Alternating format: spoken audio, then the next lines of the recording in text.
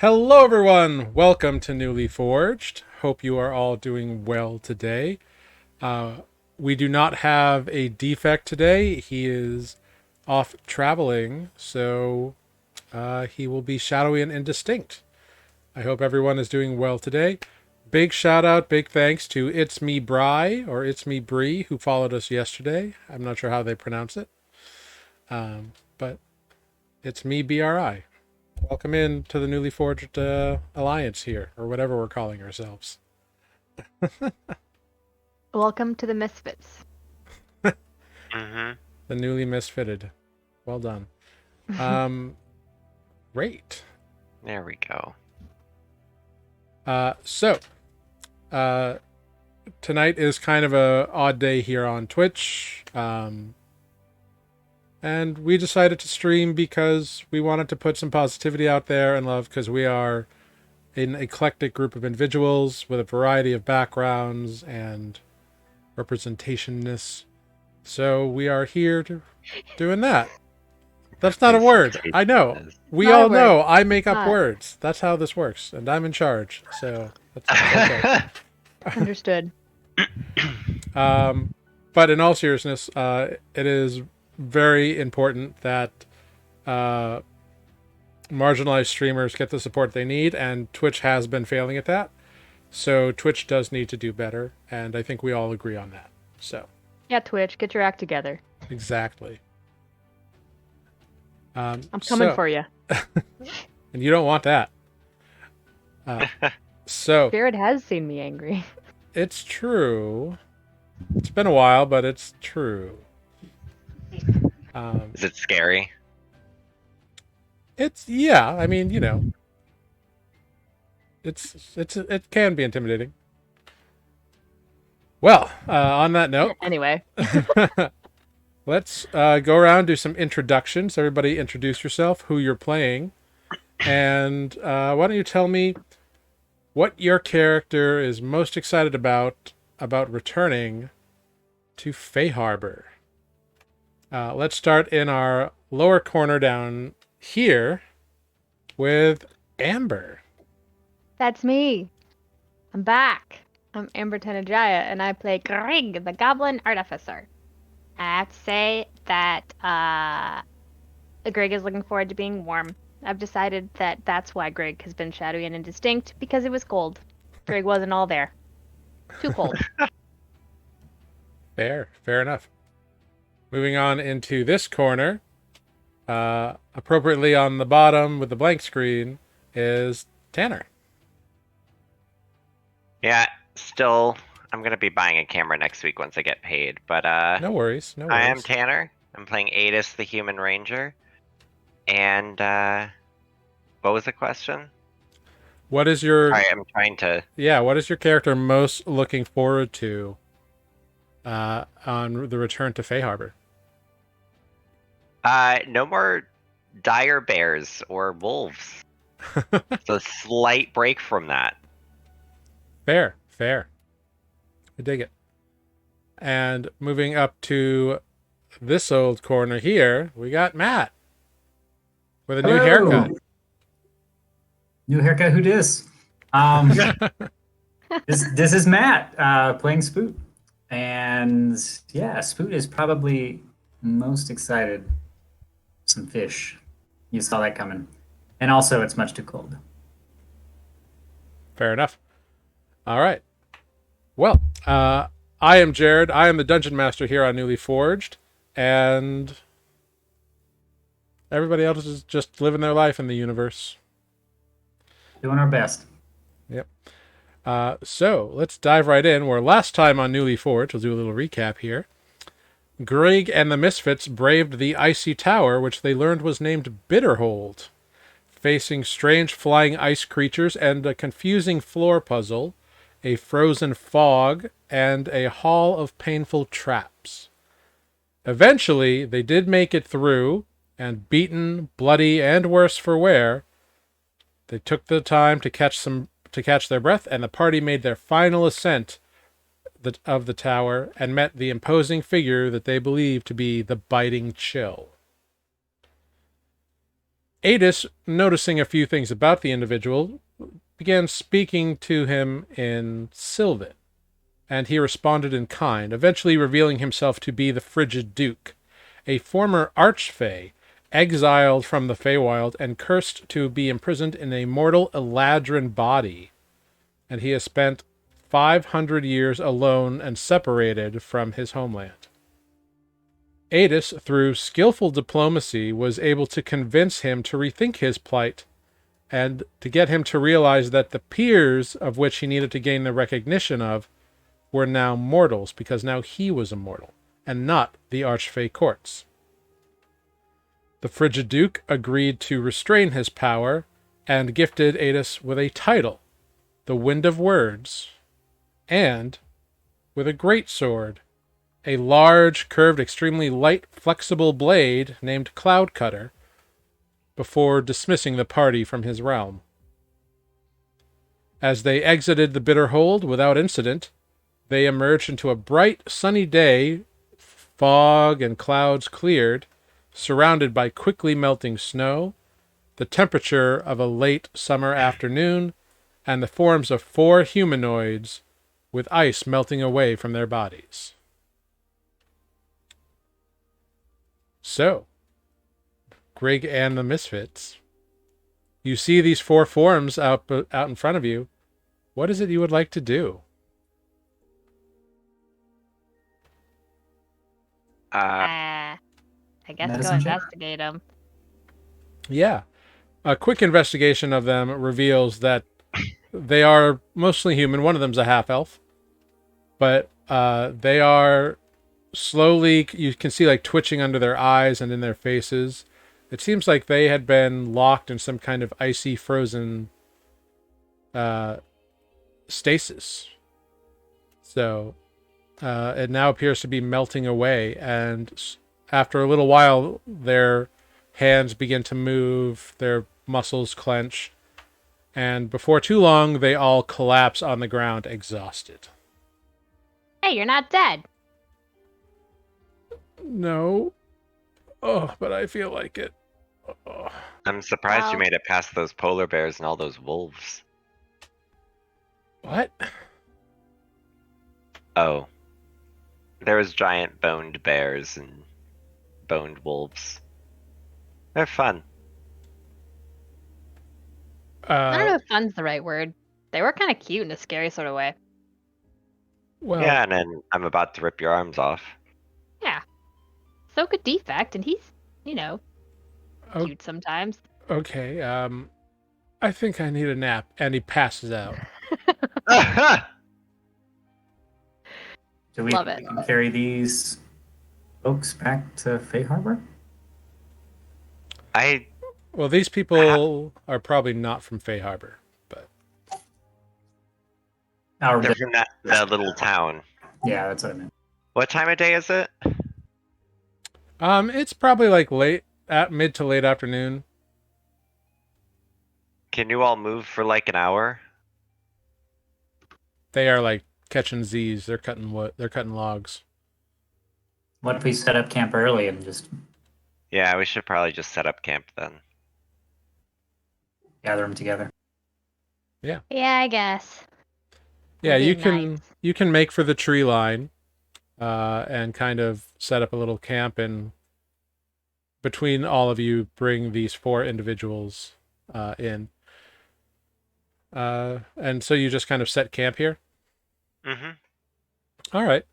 Yeah, you set camp a little early. Go about like doing camp things, getting some wood. Camp on. Yeah, getting the camp on. Most of the wood and stuff is like wet, and there's not much to forage around at the moment because this was like right near the We- epicenter of the storms. So We still have bundles of woods in Grig's bag. True. you do. Mm-hmm. Yeah, you can use some of that up and get some firewood. Yay!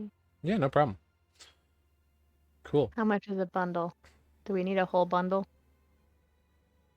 Uh, I mean, we can just pull them out as we need them. yeah. I'm just for tallying purposes. I have 3 bundles, in fact. Oh, gotcha. Yes, it is 1 bundle per night of fire. Got it.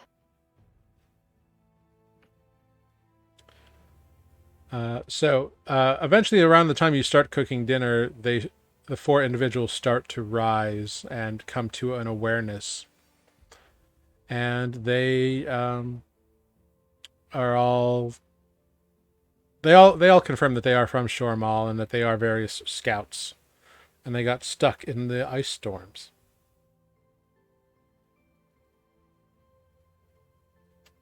Fun. Uh, well, now the ice won't be a problem anymore until actual winter comes, and you have to deal with it then.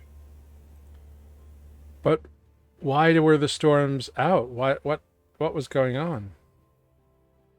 It's a really long story, and I am very tired of talking. Oh, all right. I'll tell you, and Spook will pull them aside and sort of fill them in on the gist. Okay, their eyes go wide as you tell them the story, and they are both impressed and a little scared because they have always known the Biting Chill to be a very powerful mythological figure, and the fact that you all talked him down is very impressive. So well done. Well, yeah, Adis did very well, and I'm proud of him. Says Spook, and he'll sort of mosey on. Out of earshot of Adis, you say that. Of course. You can't let the human know that you're proud. No. And Spook will sort of just mosey on and do some chores, maybe like do some journaling Fair enough. after he checks on everyone medically. But with that last check, I don't think that's going to go well. I think we're all kind of fucked up. Yeah, you're all in a variety of states, and these 4, they seem like overly tired more than anything, but hopefully a good night's rest will help everybody out.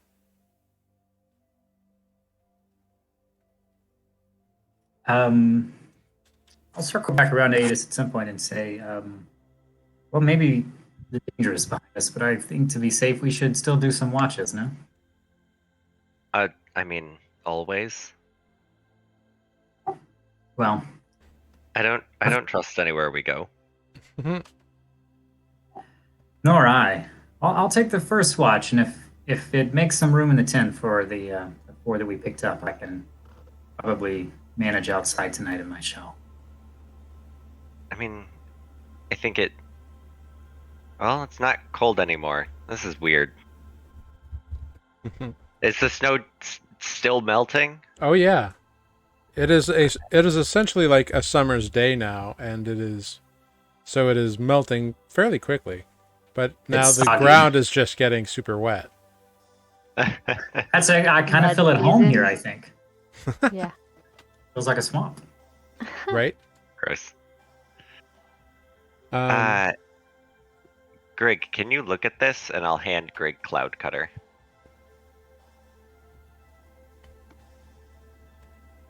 okay. Adis drops a massive greatsword in front of you. It is surprisingly light and kind of feels agile for its size, but it is Can I pick it still up? massive. Yeah, Whoa. yeah. Yeah, It's much lighter than than it should be. It is This is strangely cool. light. I still can't believe he gave you this. This is weird. I wasn't expecting it either, but I'm kind of curious if he's had it for so long what it is. I mean, aside from giant and shiny and weirdly light, yeah, I don't know.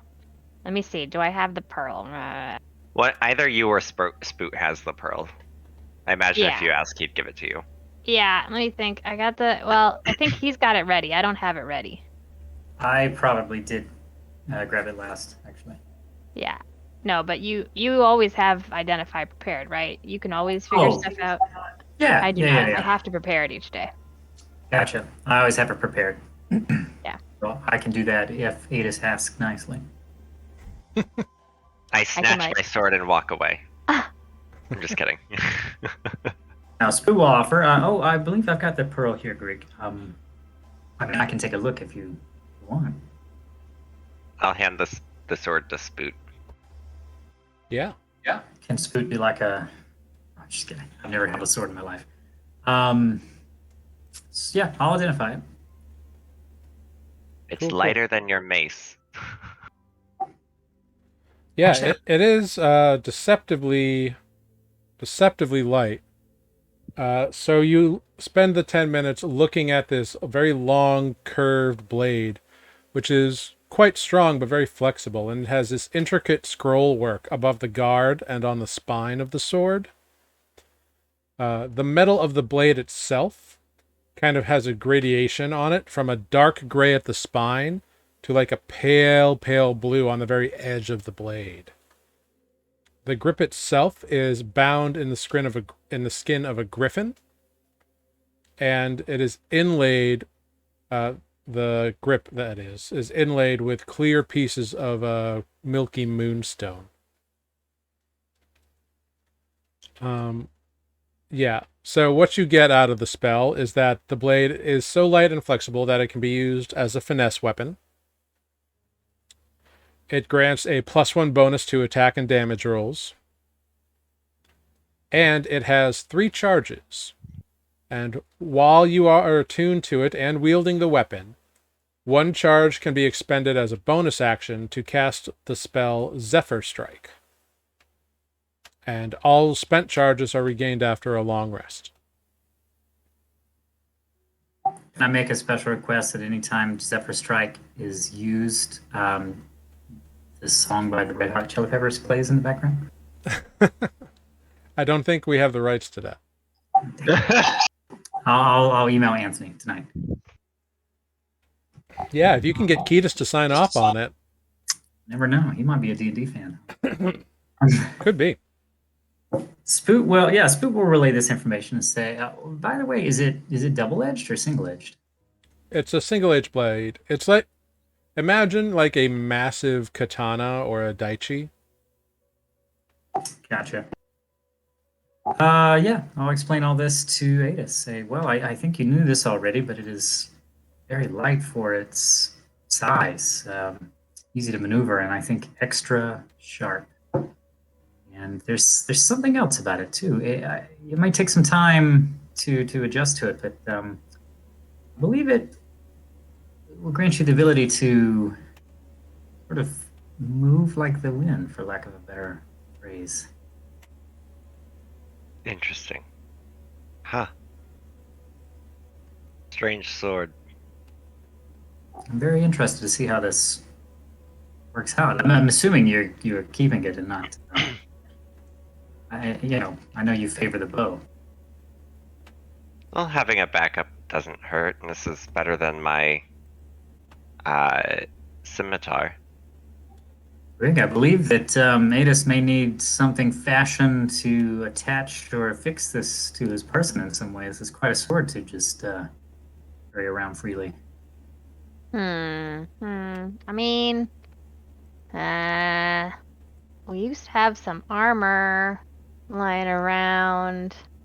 I mean, I've got like some necklaces. I mean, but it does that's have not a gonna scabbard. work. Like, it's not just a sword. It does have a scabbard.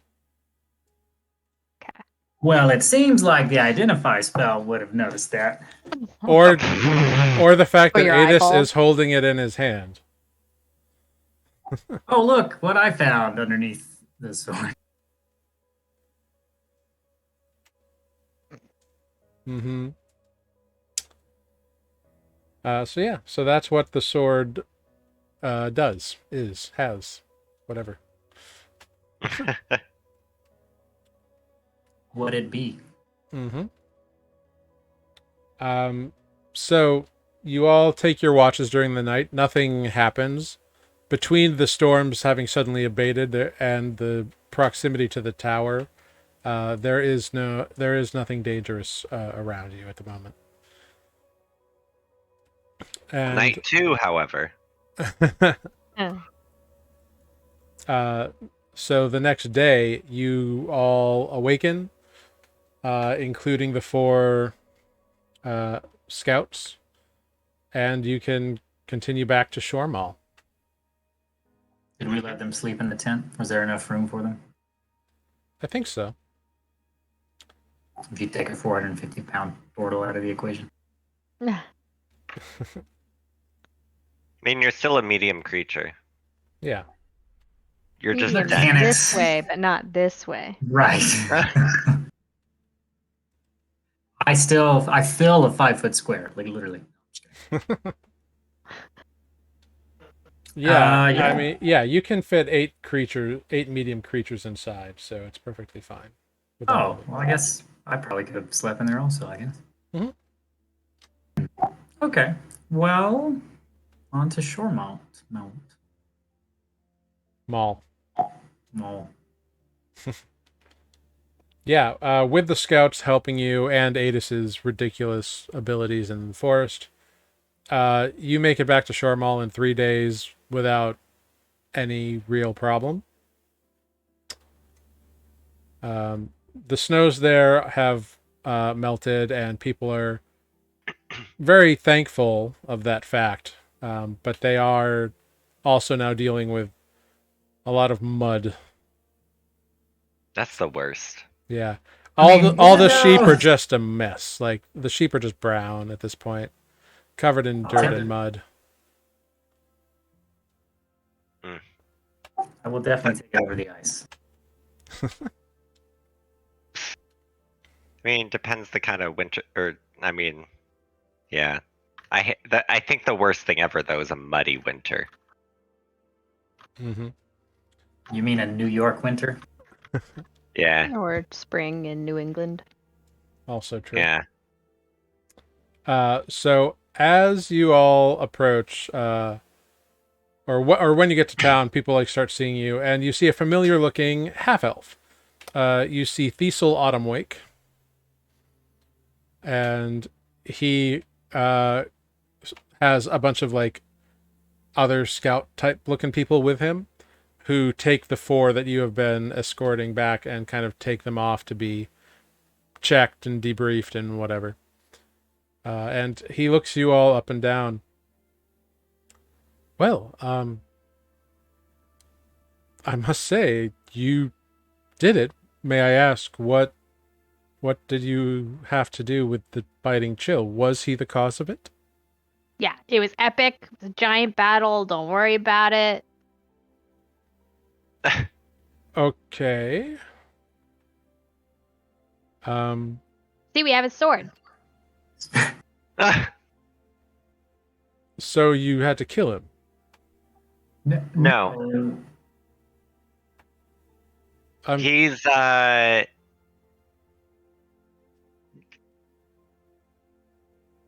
helped him solve some of his issues, some crises that he was going through, and he agreed to restrain his power. He knighted me and gave me his sword. Oh.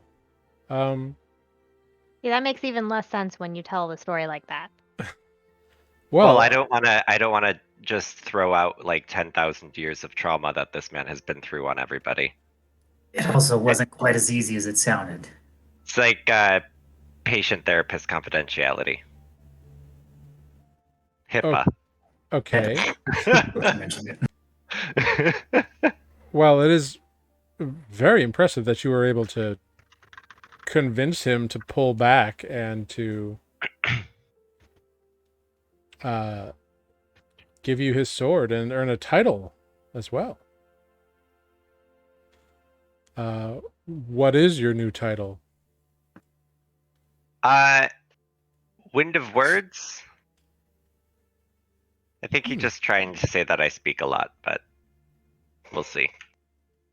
Well, it's very elegant. Thank you. Yes, of course. Well, let's get you all taken care of. And he kind of ushers you off The town like puts you up for the night, and everybody's very happy to see you. Like they buy drinks for you. Everybody's boots are a mess, but everybody's been dealing with mud. I don't have boots. Then your feet are a mess. So the or Thistle rather comes around and lets you know that the Baron will absolutely be paying you upon your safe return to Fayharbor,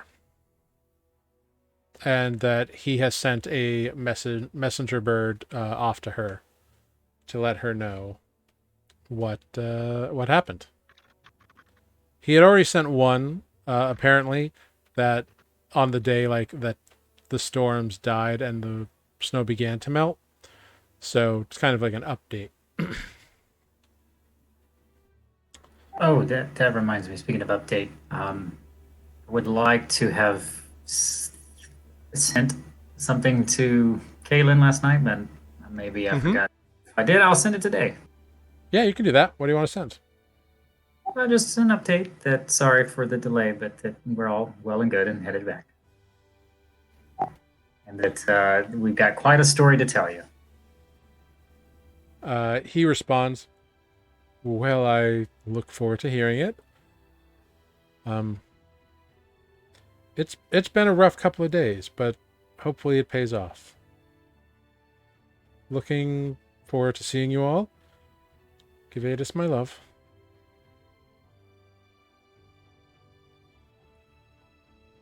Yeah, I will. I don't. However, Spoot normally transfers that back to Vedas. The message is conveyed. Wind of words. I have a message for you. Not this.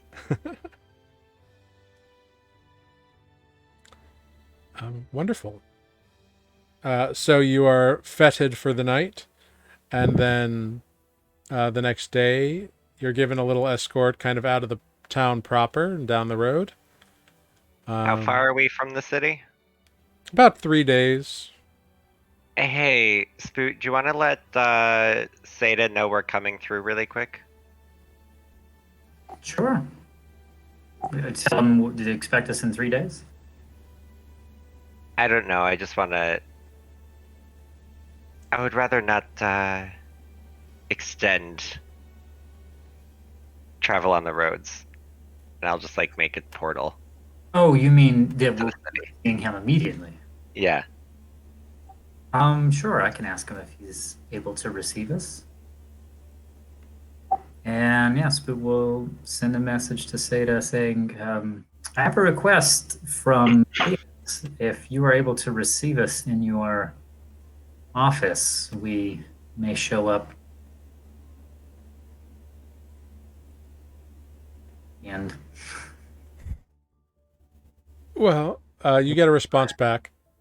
"Well, Spoot, you are, of course, good friends and always welcome to come by the library at any time." Did he understand? Spoot didn't say anything about portaling in, so he didn't respond in that one manner. yeah, Spoot doesn't need an insight check to tell that he's didn't quite get what I meant. So I'll use my last 3rd level spell slot to say, sorry, I should have been specific. Adis would like to portal into your office. You get a response back. "Oh, of course. Give me 10 minutes. I'm finishing something up." Oh, we should go now then. We should go now to see what he's insight check. I'm just kidding. We'll wait 10 minutes. Okay.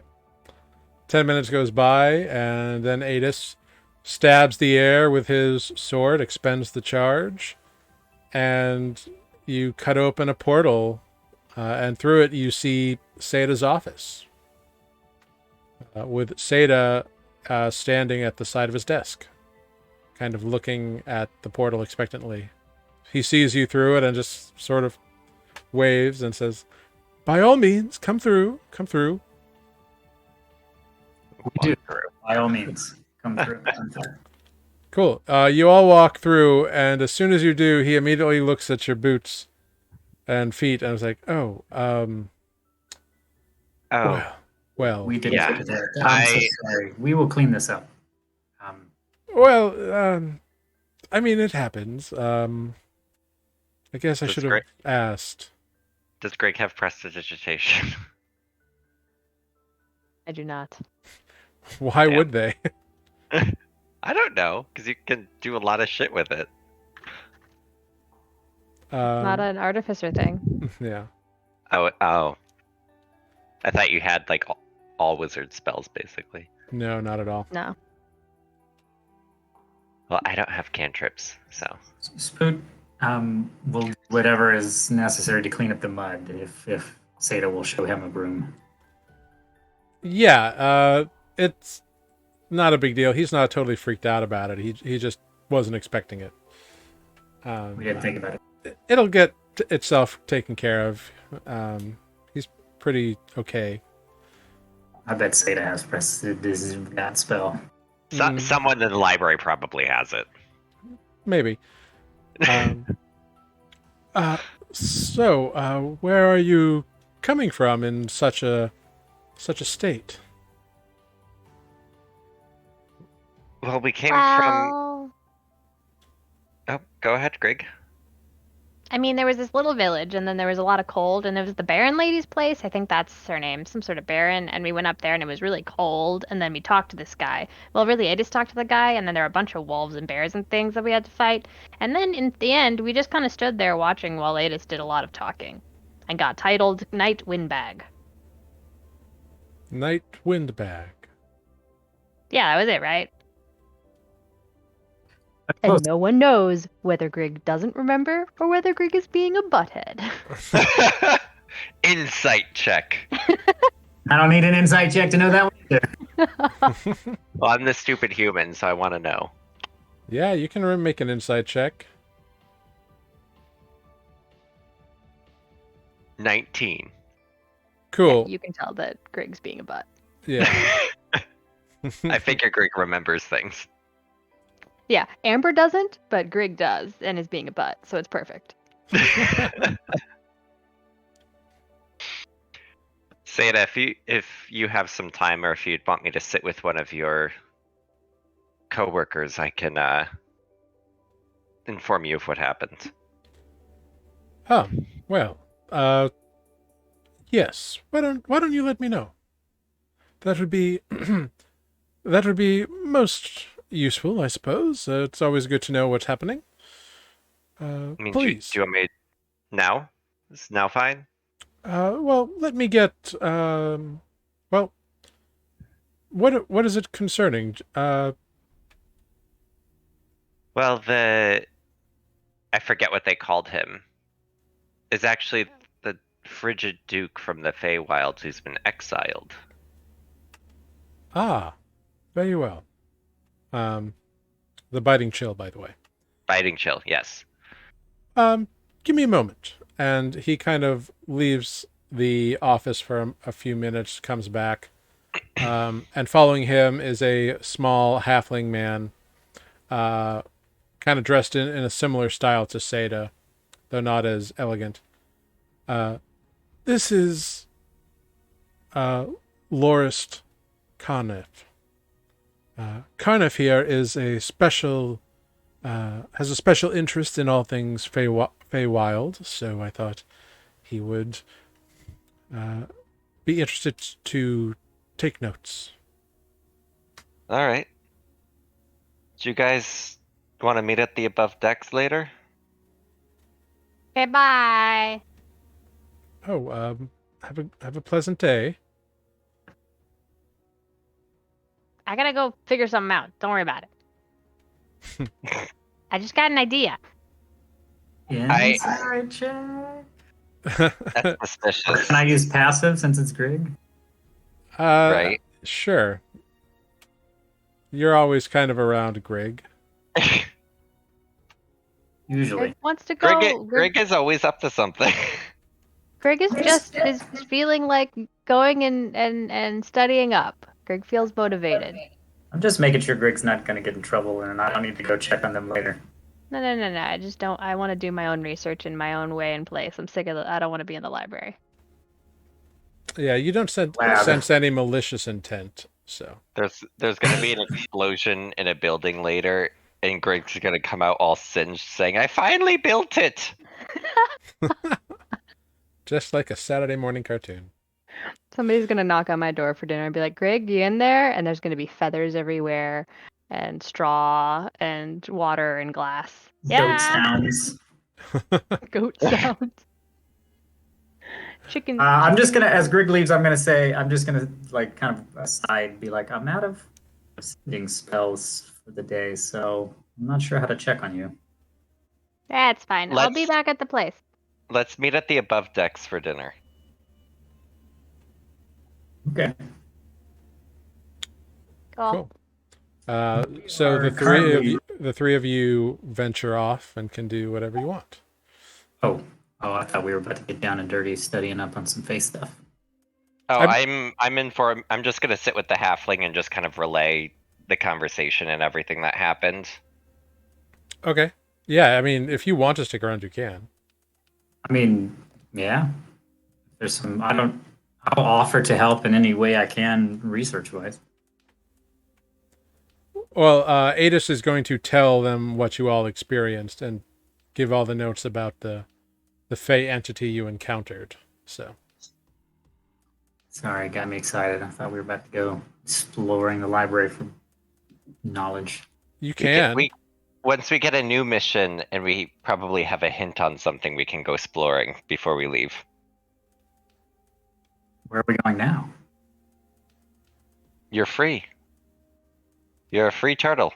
So I can go to the library. Yeah. Yeah. I mean, why not?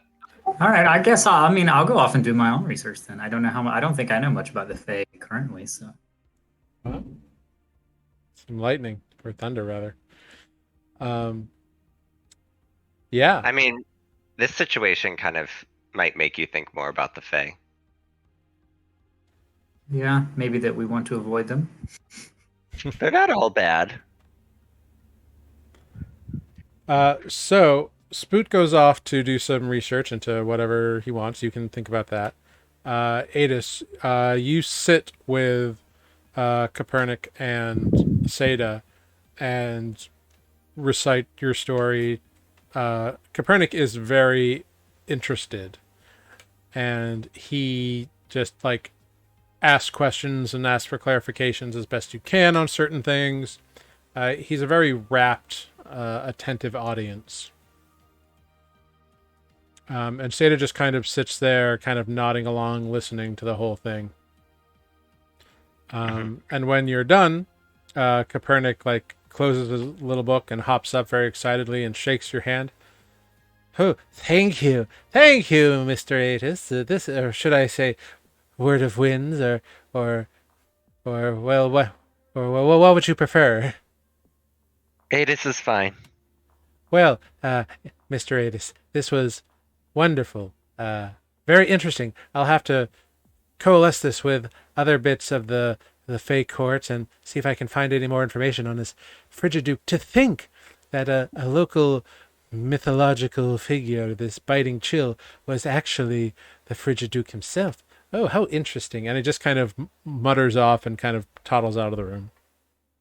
Toddles, not a halfling toddling. Yeah, it's adorable. Well, what time is it now? Well, assuming you went over to Seda like the morning after your fete in Shormal, it's probably like mid-morning. Okay. Well, I'll see you around, Seda. I hope that knowledge helped with some stuff around here, or at least excuses us portaling into your office. I am sure that Copernic will make good use of it, and I'm always interested to hear what you are all up to. You have been quite busy as of late. I hope you get a chance to relax a little bit this time. What's relaxation? I know what you mean. Well, I'm gonna go look for Kalen. If you need us, you know how to find us. And Aegis will leave. Okay. Spoot, what are you looking for in the library? Books and fish. No, I'm just kidding. One track mind. I'm in Fishing. the F section looking for Faye, and I come across fish, and I'm like, ooh, You're looking at fish of the Feywilds. fish for the Faye. Oh, that doesn't sound like they could be eaten. Yeah, I don't know. I don't. And yeah, I don't know anything on the Fae. I guess maybe like Cool. Go ahead, make an investigation check for me. awesome. One day I'll make a history check. Oof. Yeah, I got distracted by fish. A nat 1. Yeah, so you're, for a total of 2, you are looking around the library, like, there's got to be something around the Feywild here, and you're there, like, for hours before an aide or something kind of comes by and is like, pardon me, are you looking for something in particular? Okay, who came by? Just a random. Yeah, you don't know him, it's just like a library worker. Yes, I am searching for just information on the Fae, particularly maybe the now I've forgotten his name. The Frigid Duke, the biting chill. yeah, the biting chill, and the legend thereof. Well, I'm not sure what that is, but it's probably in the mythological section. This is the cooking section. So, we have a lot of recipes. Some are chilled. Would you like a recipe on chilled soup, perhaps? No, Gazpacho? perhaps I let my stomach lead me here. And forgive me, this is a bit embarrassing. It's been a while since I've been in a proper library. No, I'll find my way over to the mythology section. Oh, perhaps. of course. Is it? Yes, it's about 3 sections over and down 1 flight, and you'll find it. Thank you. You're welcome. And he just kind of watches you go as you kind of saunter away. Some chagrin kind of flushing your green face. I'm now feeling some rumbly in my tumbly, I guess. I guess I could pop a good berry and be done. You could pop a good berry. Yeah, you I'll pop a could. good berry. All right, you feel full. I kind of sigh and I'm like, fish tomorrow, I suppose. I mean, you could eat fish later. It's just gonna be like filling a full gas tank. I think I like have flashbacks to the day I ate all those pies, and I'm like, no, maybe I. Greg, what are you up to? Greg is going to first wander through town and see if there are any stalls with like random knickknacks and bits. Yeah, make an investigation check. Okay. Investigate. 24. Cool. Yeah, pretty easily you find like a little tchotchke stand, not too far from the library, because you're getting into the more like economic area of this district of Fayharbor. Okay. So Like, there's a little tchotchkes stall. as in like cute things, or just like here's some random. I'm thinking like I've been to stores that are kind of weird and hip, but sometimes they have like random typewriter keys or printing press pieces, or like these are these random parts of this thing that's interesting, or hey, aren't these Yeah, like casings interesting? That kind of thing. Like yeah, it's a little like rock gnome. His hair is like streaked in like white and kind of a reddy orange, and just kind of tufts of it. Looks like pieces are missing, and he's got like a leather smock with a bunch of like heavy like over stitching, like it's been repaired a lot, and he's just got like buckets of like metal bits or like and it's sorted by like there's a bucket of brass and a bucket of steel and a bucket of like hard woods and a bucket of soft woods, and then like Cool. so there's a bunch of parts and pieces, and also it looks like he's got little like weird shaped round things with like teeth on them, or like little things that look like they interlock together. Um, and he's got a single like vase like on his little stand on his little table there that has like some tin flowers out of it. So pretty. Yeah. Those are pretty. Oh, thanks. I've been doing this for a long time. Nice. Can I help you with something? I'm just looking around. I got some ideas. I'm just deciding what I need. Oh, well, you need all this stuff. I mean, that might be true, but I gotta look first. Oh, well, what are you looking for? I can give you a hand. Well, I don't know. Maybe some wire, and maybe I don't know, those look kind of cool. Point over at, I don't know, like random beats of brass. That's cool. Mm-hmm. What Yeah. kind of wire do you want? Do you want like steel wire, or do you want brass wire, or copper wire? Well, let's see. I might take one of each just because it's kind of pretty. Like, I just need a like little bit, and then I don't know. Yeah, I guess some copper and some. I should get a little bit of silver just because because then it'd be cool. And then I also need. I don't know. I'm making shit up. Just Mm-hmm. I want Greg to walk through and like get one of these and one of these and one of these, just random pieces of things. Definitely get the wire. Okay. And then if there is an interesting little interlocking puzzle thing, Greg will definitely buy that. Cool. Yeah, this gnome definitely hooks you up with a bunch of like random metal pieces and a few like little like spools of wire that he makes for you.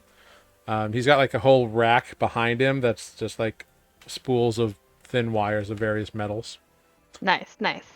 Um, and then I would like a couple pieces of wood, like this big-ish, just like sort of Mm-hmm. little chunks, like almost shim sized, but all the way around. Just little things I might carve, basically. Yeah, he's got some wood blanks he can Great. hook you up with. So altogether, including this little like interlocking gnomish puzzle that he's got, altogether, it's about 39 gold. Cool. Doing math is hard. I'm gonna get my calculator out.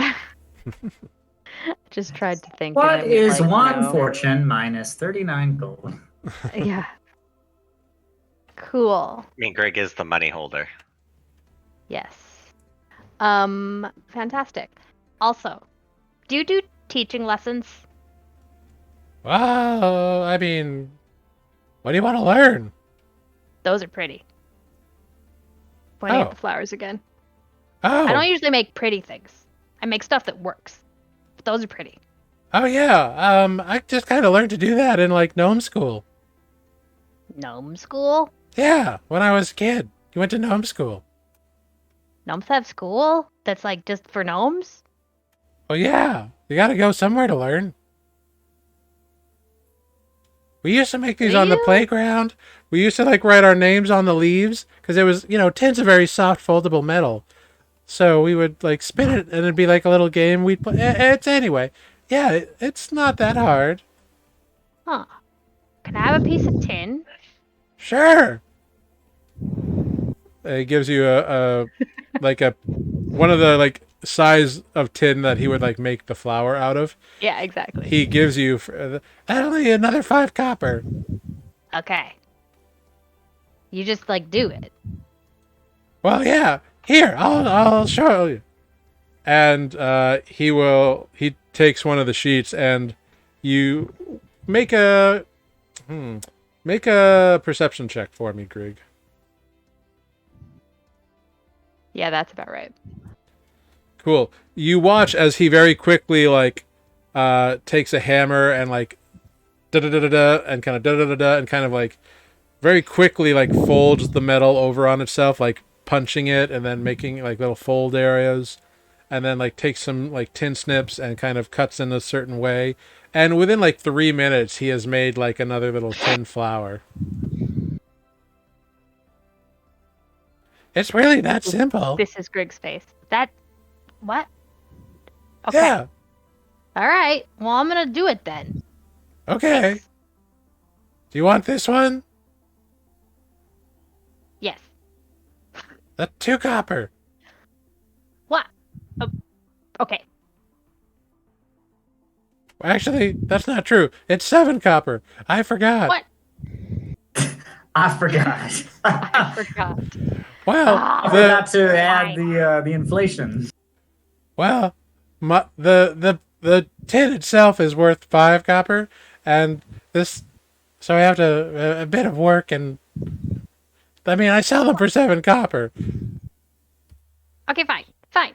Fine. Okay, But I also got my sheet, right? you do, yeah. Okay. Okay, fine.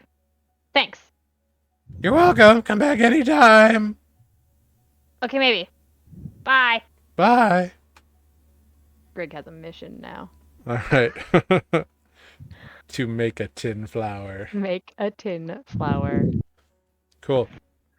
Greg, you noticed that while you were doing your shopping, Defect kind of wandered off. Huh. It's that I guess he damn. does that. It's that damn coin he has It's that lady. that we never got to figure that out with. It's Yeah. that lady. Let's flash over to Adis. Adis, you have now just left the library. You see no sign of your companions, but you said you were going to find Kalen. Yeah. Cool. Go ahead, make an investigation check for me. Oh no, not that. Yeah, that. Oh, that. Yes, that. 19. Great. With a 19, you find a few like city guards. The first couple don't really know who Kalen is, but they direct you to kind of one of the guard houses, and they do know where Kalen is. He is currently working with the main guards detachment, supposedly doing something very important today. Okay. If you can you just, if he's not busy later, can you just let him know that me and my friends will be at the above decks? The guard kind of like, yeah, sure, man, no problem. If Thank you. if he comes by, we'll definitely let him know. I appreciate that. Yeah. Have a good day. Happy to be of help. And you head on off. So are you just going straight to the above decks after that? I mean, what time is it? It's like maybe noon by this point. A little after. Sure. I mean, you can Oh, go wherever you want. Like, there's a I whole have- city here to. I have nothing else to do. Or oh wait, Seda. I forgot to ask him. I wanted to ask if my shit came in. So We've you been run gone back for, to like- the library. Yes, because we've been gone for like a week. Mm-hmm. Yeah, you run back, and he's like, "Oh, I meant to tell you before you left. Yes, the caravan will be arriving from Red Sand in a day or so. Okay, thank you. I forgot to ask earlier. Yes, your 2 friends are on it, as well as a package for you, I believe. Awesome. Been looking forward to that, Armor. Fair Oh. enough. I appreciate it. And then I'll head to the to the above decks and just wait for everybody. All right. Yeah. It's cool. So you head over that way. Spoot, after your few hours in the recipe section, what do? Do you go like search around the mythology some more, or what are you? What are you How planning? long did I spend in the recipe section? You Did you find spent any? you spent like an hour and a half, kind of perusing, kind of not really paying attention to what you were doing. You were thinking. Did you Oh. find any nice camping recipes? I'm not sure I know what that means. Cooking over a campfire? Oh, okay. I don't know. What did I find? You didn't find anything. You were kind of not paying attention while you were looking. You were thinking about other things. You didn't even notice you were in the recipe section. Wow, it's amazing how the mind of a turtle works. How it doesn't work, rather. Um, I would like to go to the mythology section, but now that I've sort of settled down, I suppose, and gotten my mind off of recipes, I don't think I did this before. Probably because I was battered and bruised from the battle. Is it possible to make like a history check on if I already have some knowledge of this myth or the mythos of that story, Biting Chill? Sure, go for it.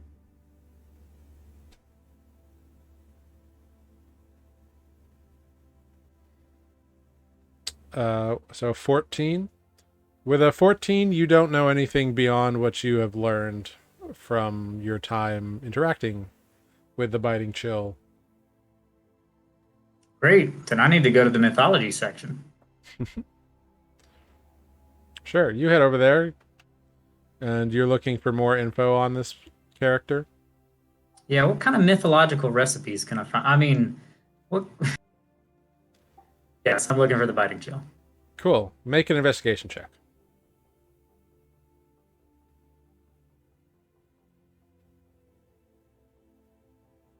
All right, an 18. Nice. So with an 18, you discover a couple of books. One is a children's book from Shoremall that has multiple fairy tales in it, including a mention of the story of the biting chill, which you recognize the folklore as what you heard in Shoremall. You also discover kind of a treatise on like the research of creatures who have influenced Nuuli, or at least Johanna, that are suspected of being Fae in origin or tied to the Fae, and the biting chill is in that treatise, although it's described as being like highly possibly Fae or perhaps elemental in nature, but leaning more in the Fae direction based on local folk legend and rumor and the fact that people have interacted with it in the past.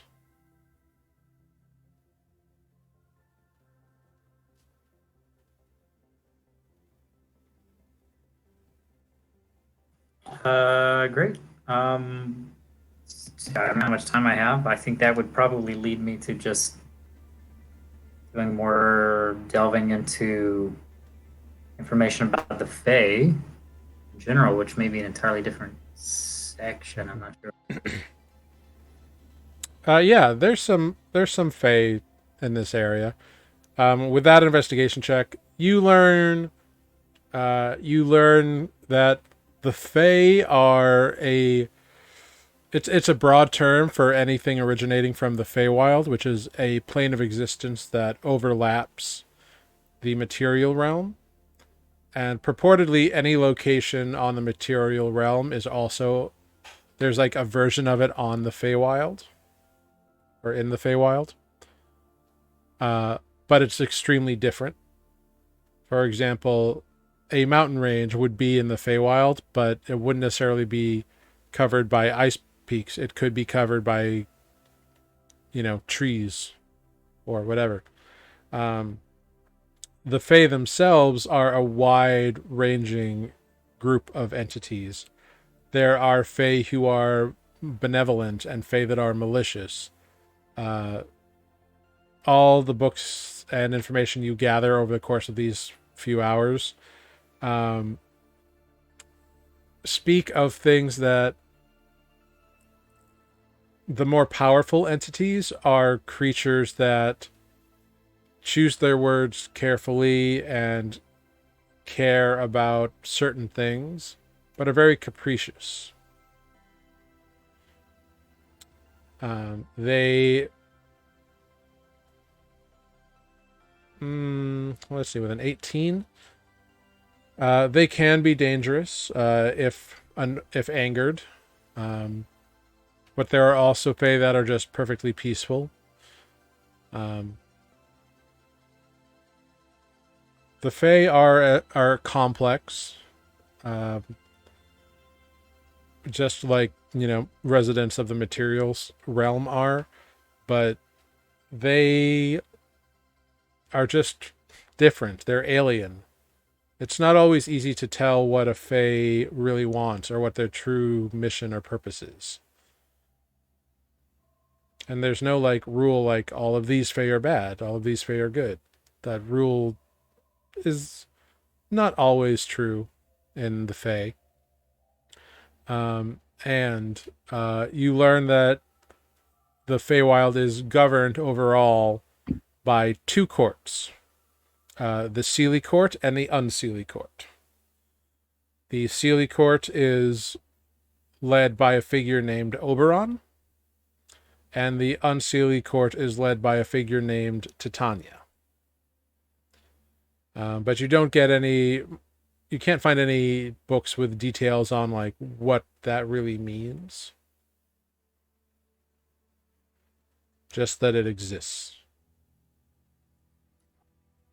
Yeah, gotcha. Thank you. That's actually, I was going to ask about that too. I imagine Spoot sitting at a table with this section is the folklore, and this section is general information about the Fae. So now that I'm honing in on, okay, yeah, you're definitely person, pulling all different bits of information from different books at this point, kind of piecing together this information into one coherent tapestry.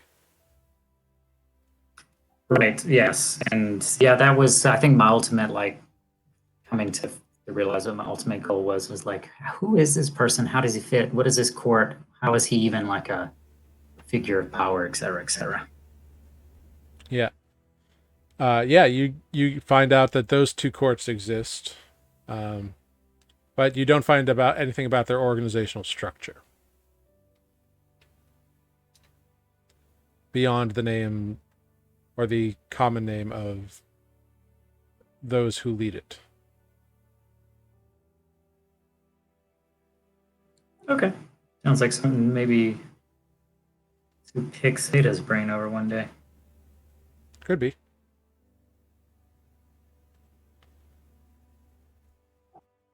Wonderful.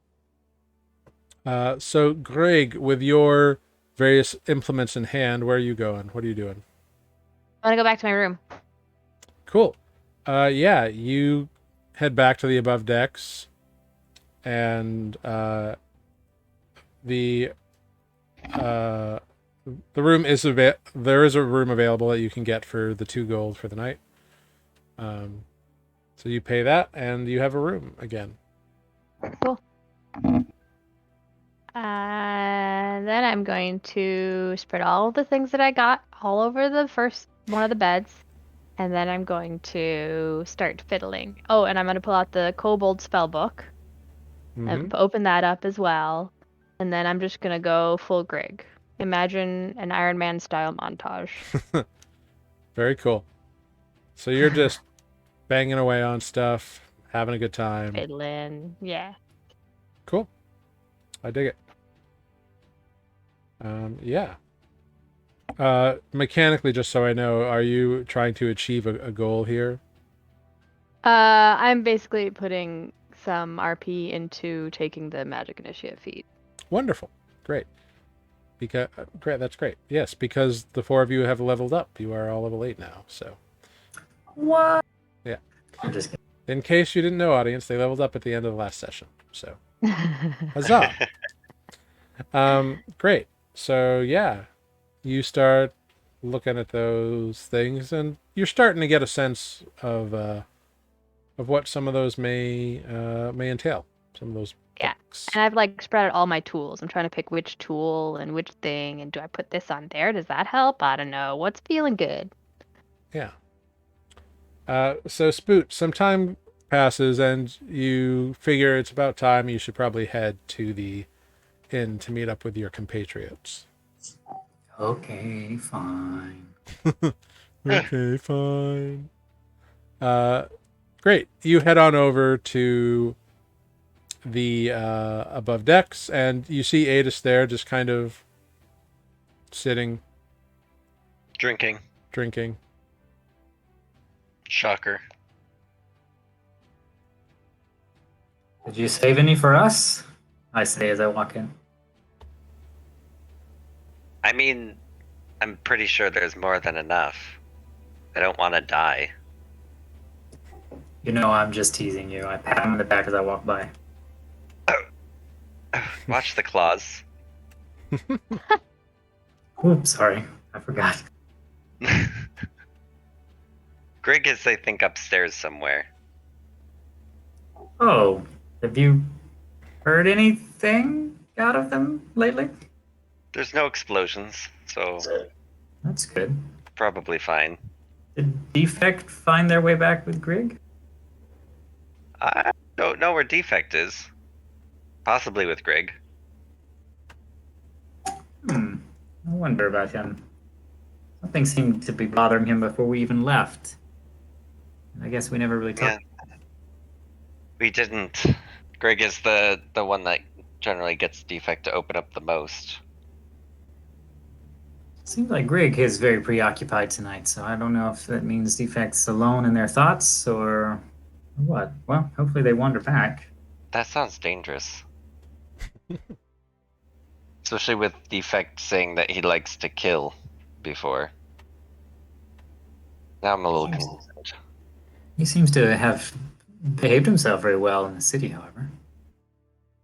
Yeah, maybe he's at the fighting ring trying to actually win at fighting. Oh no, I am a little worried about that. I'm not sure how much more of those losses he can take. He seemed a little down after the last round of what was it, arm wrestling? Yeah, he's amazing at feats of strength in combat or out in the wilds. And then seems to escape him or he gets distracted here in the city. Yeah, maybe it's a bit of, I don't know, performance anxiety. Maybe? Although he threw those rocks really great. It's true. I'm kind of Maybe we can get him a magic rock to throw. teach him the catapult spell. I was thinking the Rock of Returning. He just yeets it and then it returns to his hand. Trade it out for the javelin. Yeah. Well, I am tired, I think. I've spent most of the day at the library trying to catch up on some knowledge of the Fae, although I suppose I could have just sat here with you a little bit, but I tried to specifically find things on the biting chill and that whole mythology. I can't seem to find anything specific on how the court system of the Fae is made up. I'm a bit at a loss of how this entity that we just encountered fits within that organization of courts, etc. Well, he was in the Winter Court and apparently high up. He's been here for, I think he said 500 years? I think at least. And assuming he's an Archfey. Jared, correct me if I'm wrong. I don't think the Fey, because I know time is different in the Feywilds. Mm-hmm. So I don't know if Archfey age. Yeah, you have no idea if Archfey actually age or not. Time is different there, so I'm not sure how old he is when he's from. I'll sort of just like I'll catch Adis up briefly on like what I did look up, and that ultimately like I determined that there were two sets of courts, but there doesn't seem to be much their makeup or anything other than there's like the unseelie and the seelie and who leads what. Well, assuming that with these storms, I mean, my village probably had one of the bigger collections of knowledge, or at least my, if not my clan, then the collectives, but that's lost with the storms. Well, that's a shame. Well, I'm hoping we find something. It seems like we do keep coming across more and more that is linked back to your past. Well, was the world before this one? I would like to know. I think I'm fascinated the most by what the storms changed and what it was before. And it's frustrating because of the lack of written knowledge that has survived, but I think that makes the discovery more exciting. Well, the only ones that, I remember a bit of what my home looked like, but I never really left the woods. And as far as I'm aware, the woods, I believe, are below the sea right now. But, any place where, or creature that doesn't age, maybe would know. We did meet that elf that was born before the storms back in that little Druid enclave. He was over 1,000 years old. I know, I'm starting to realize maybe I should have sat down more with these people when I had the chance, but it seems like we're always pushing forward. But Well, there is the city of the elves. Maybe they might have something if we can ever get in there. I'll divulge a secret. It is on my bucket list.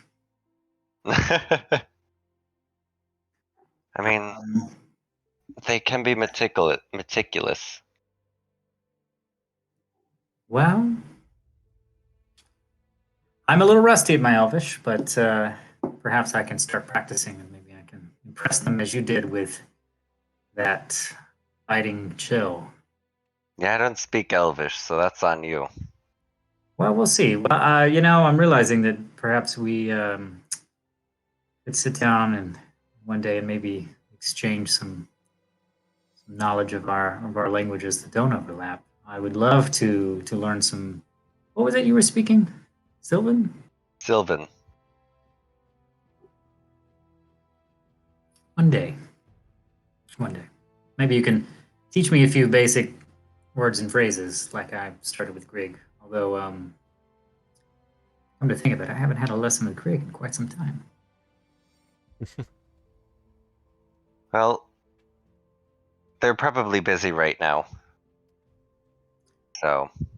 I know. As much as I am a little concerned, I'll try to leave them to it. I'm sure they. Yes. Oh, and the caravan's coming back and should be here in a day or so with Relgan and Rendi. Oh, are we hoping to wait for them? I'm not A day or so. We have, so possibly tomorrow or the next day. We haven't even spoken to the Duchess. Was she a Duchess? No. Baroness. Baroness. We haven't even spoken to the Baroness yet. So. That's true. We probably should check in. I could stand another day of some research in the library. I am learning about myself that I'm constantly torn between wanting to spend some time researching and then just wanting to get out on the road. What if we find another ancient library? Ooh. I might never leave. That's where we leave Spoot and Spoot. Or we get his cousin Groot. Right, that becomes my sabbatical. It's like Ancient library constantly just sending spells to Seda. I found this, and I found this, and I found this, and I found this. could be. If with any luck, it will be close to a lake.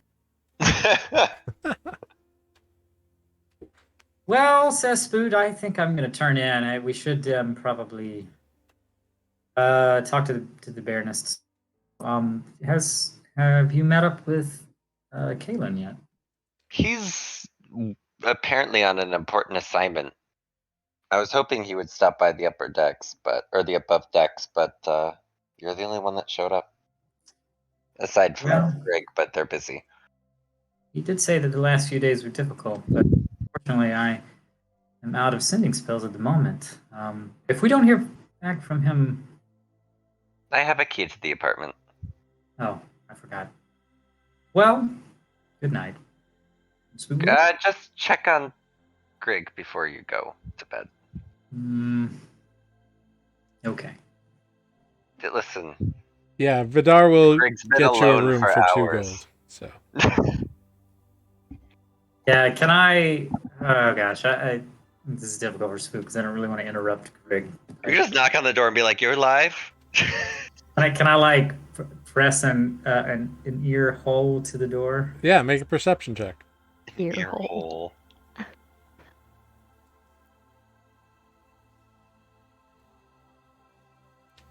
Ooh, a natural 20. Nice.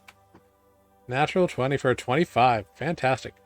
So, It's a thin Grig, what does Spoot hear through the door? door. Man, I don't know why they're There's animal not noises. actually a goat. No, just like little clinking and the occasional, and then the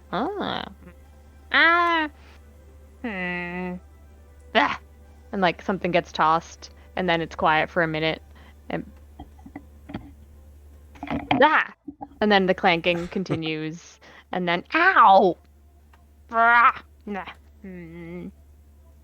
would like to imagine that And then several some times. jumping. You hear like the creaking of the bed jumping. I just imagine like during this, like moments of silence, goes to knock on the door, and then Greg makes a sound. They're like, they're fine. Yeah, you don't hear anything that sounds particularly like threatening. You just hear Grig making Grig noises.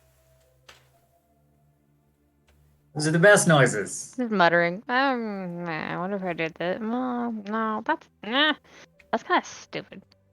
But yeah. So Vidar gives you a room for 2 gold. Oh, right, I forgot about it. That's the whole paying thing. Yeah. Adis, as you're downstairs, Spoot has gone up to check on Grig / find his own room. You notice someone enter the bar. I know we split the party and I'm alone. Yeah, they are wearing a tabard of Melora. Like they have a holy symbol, so you recognize it immediately. They scan the bar really quick, and then you watch as their eyes find you and settle on you, and they approach you. Do I recognize this person? No, you've never seen this individual before. It's a late 30s human man, but he approaches you. Is it another daddy? I mean, maybe, yeah. He's a Fucking Kalen, another silver fox. he's not as fit as Kalen is. He's a little like softer around the middle. He's got a little bit of a paunch. Okay. But still handsome. He's got like a kind of long, like high chest level beard. That's kind of just grown out. It's bushy. But very sparkling, kind of bright brown eyes. Mm-hmm. Kind of receding hairline. Hello. You must be Adis. You are Adis Vagar, correct? Yes. I'm sorry, but I'm going to need you to accompany me for the moment. There's been a bit of an accident, and you are needed. An accident where? I'm not at liberty to say, but I can tell you that one Kalen Vagar is involved, and so your presence is required. Okay. I'll get up and follow immediately.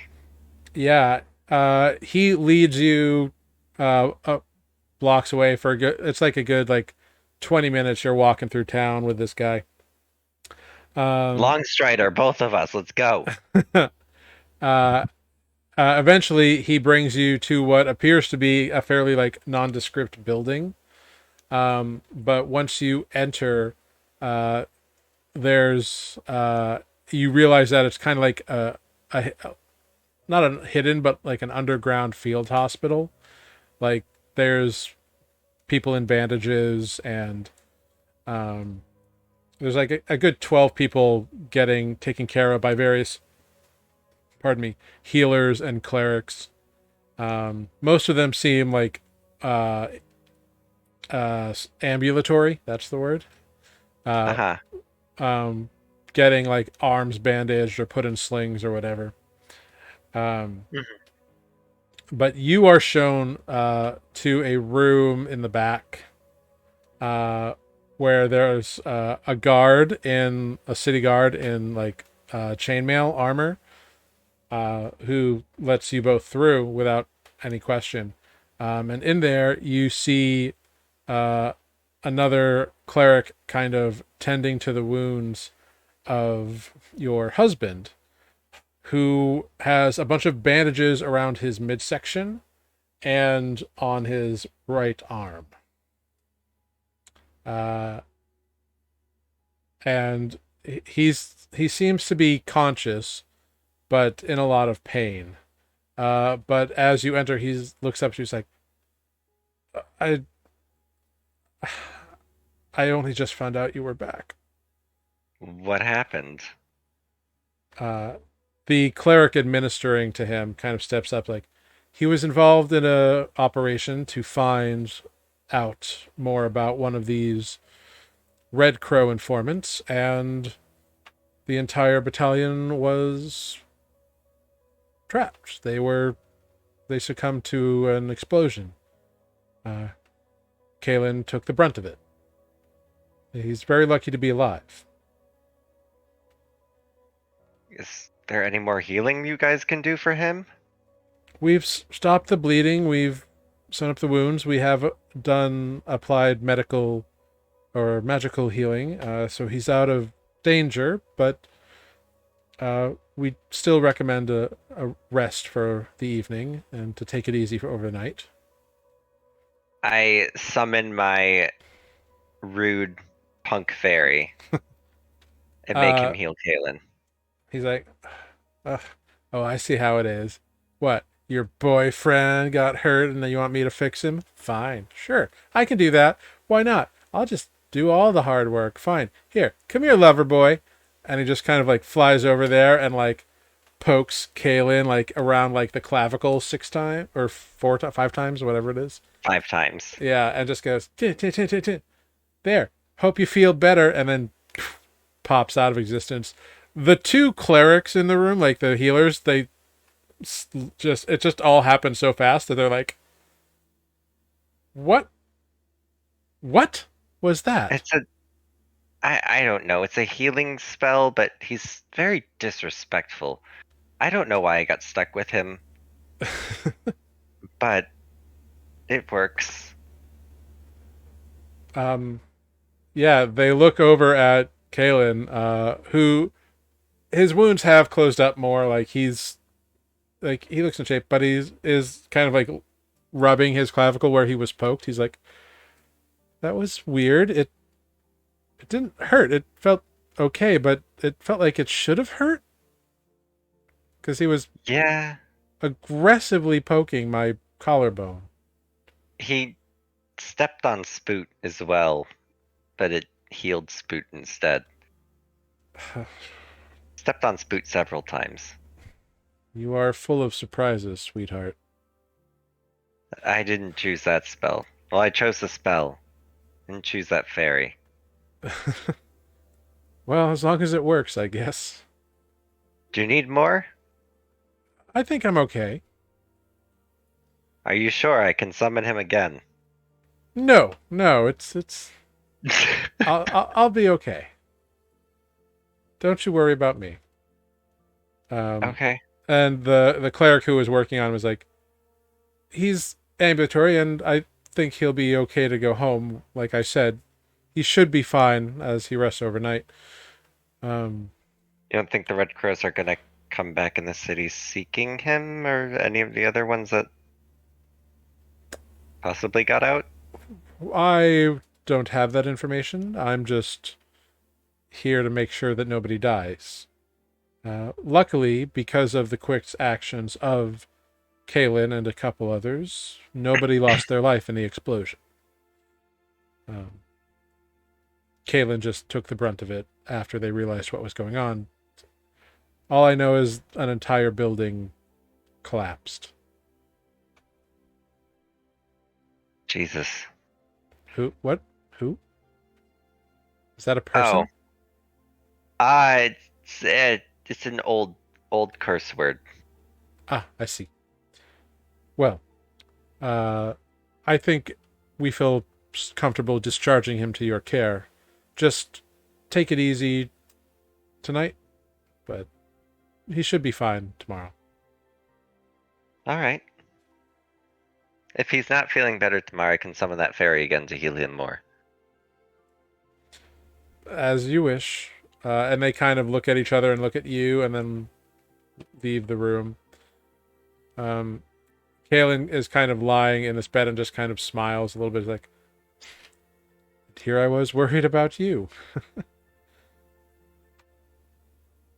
I'm always fine. We just went against or found an exiled archfey.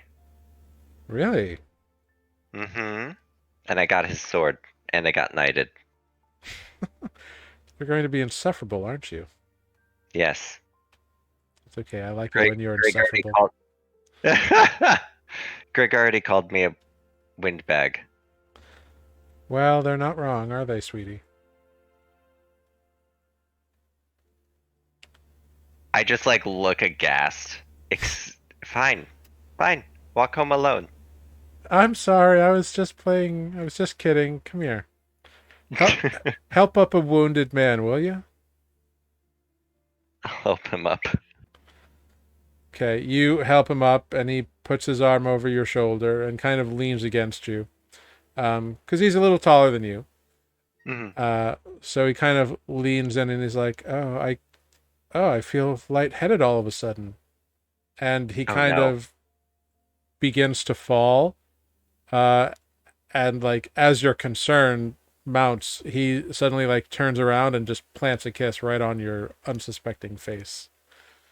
Oh, I knew this shit was coming. You're not the only one who has surprises. Oh, clever. Clever, clever. Let's Mhm. get you to bed. Yeah. On the way, you can tell me more about this uh, knighting and sword and title and all this stuff. Can't believe you found a Fey Lord. Yeah, he exiled. Apparently for like the past 500 years. Oh. Huh. I wonder what he did to get exiled from the Feywild. He didn't go into too much detail, he just said that he lost the respect of his peers and they sent him here to earn. He has to earn back. To be welcomed back, he has to earn the respect of his peers back. Mm-hmm. Meaning the other Fey? That's what he thought, but he's in the material plane now. So I figured maybe he, instead of trying to earn back the respect of his old peers, he has to get it back or earn respect from the Desidents of our plane. Huh. Yeah, that probably fits. And he kind of ruffles your hair. Uh, you're smarter than people give you credit for, babe. And Ouch. and he just kind of winks at you, and you two walk the rest of the way home. That's what I'm saying. The new title is Not So Stupid Human. So the next day comes. Kalen is feeling better, Adis. In fact, he's very excited that you are home earlier than he thought you would. Thought you would be. So he keeps you busy for a few hours in the morning. Oh my. Um, but He does have the day off to rest and recuperate. And as you leave to meet up with your friends, you see a familiar-looking individual show up. That kind of older, bald human man with the armor that has the spikes over the pauldrons. Kind of dark-skinned. You recognize him also as one of the city council members, Targal Quartermain. And like he's about to knock on the door right as you open. He's like, "Oh, well, hello, Mr. Barger. Hi. Could I help you? I've just come to check up on Kalen. I understand he was involved in an accident yesterday." Yeah, he's fine. He's just resting. Excellent. Do you think he's up for a visit? Yeah, Kalen, Quartermain's here to speak with you. He comes. He stands up from the couch he was sitting on. Oh, all right. Come on in, Captain. I'll see you later, honey. Yeah. Ralgan may be back in the village or back in the city later. Oh. Oh, right. You mentioned that. Well, we'll figure that out, I guess. But I'll see you later. This won't take very long, but then I'll probably take a nap. Sounds good. All right. Have fun. You as well. Rest up, and then I'll leave. Cool. Yeah, and so Quartermain goes in, and you can hear kind of his low voice, kind of, "I understand that you were very instrumental in saving da-da-da-da," and the door kind of closes at that point.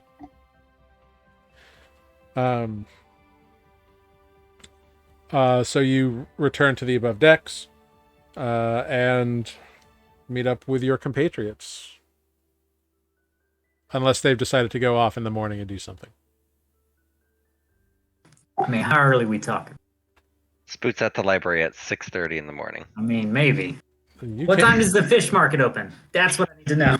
The fish market opens before dawn. What time does Spoot wake up? Can I roll for that? You tell me. What time do you want to wake up? I mean, Spoot went to bed early. I think it's entirely plausible that Spoot went out to the fish market early. Yeah, totally. Yeah, you make it out there. You see all sorts of people. I mean, the fish market kind of goes on all day as like stuff comes in, but like the best stuff comes in early morning. That's when the fish haven't been sitting in the sun the whole day. Mm-hmm. And there's all kinds of people like tavern owners and cafe owners who are like getting fish, and like mothers with like small children kind of running around them, and fathers with small children climbing over their shoulders and all that kind of nonsense. So it's surprisingly busy, but not totally unexpected. Yeah, I mean, yeah, I guess Spoot's gonna like shop around. I imagine as a turtle, the idea of eating like raw fish to some degree is acceptable. Yeah, Sure. sushi. Yeah, that's fine. I think that might be what I explore for a little bit, and then when I'm satisfied, I'll go to the library Yeah, make an investigation check. again with the investigation checks. Or a perception check.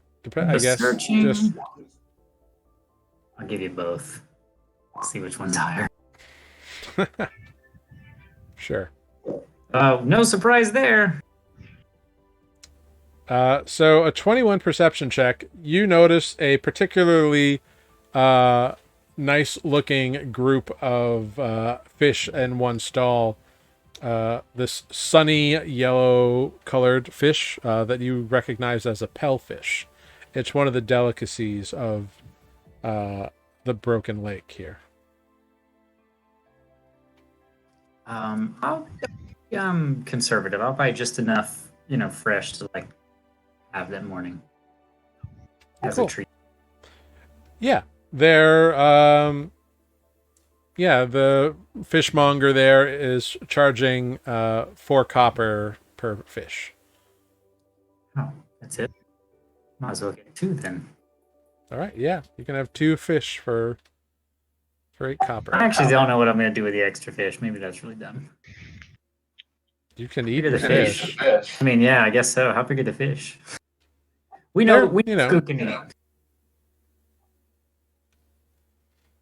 cool. Yeah. Great. So you buy 2 fish. And then you're heading to the library? Yes. Just out of curiosity, like, is the fish market close enough to like go back to the inn to see if anyone's awake, or if I like ventured out really far? Well, the fish market is down by the docks, and you're up kind of more in the city proper on the above decks because it's in the it's in the open air district as opposed to the docks. But the library is also in the open air district, so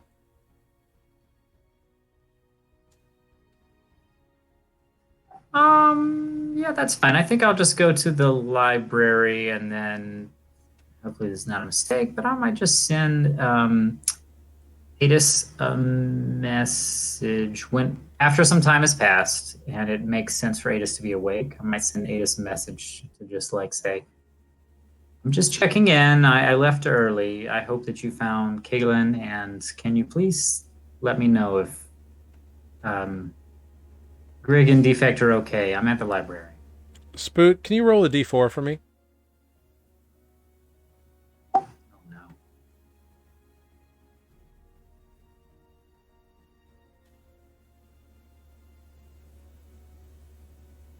What'd you roll? 2. 2.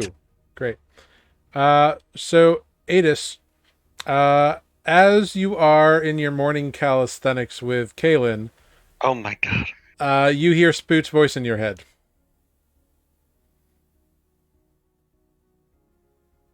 Oh lord. Please He's don't fine. answer. Please don't answer. Please don't answer. You just hear this very loud, he's fine, and like that's it.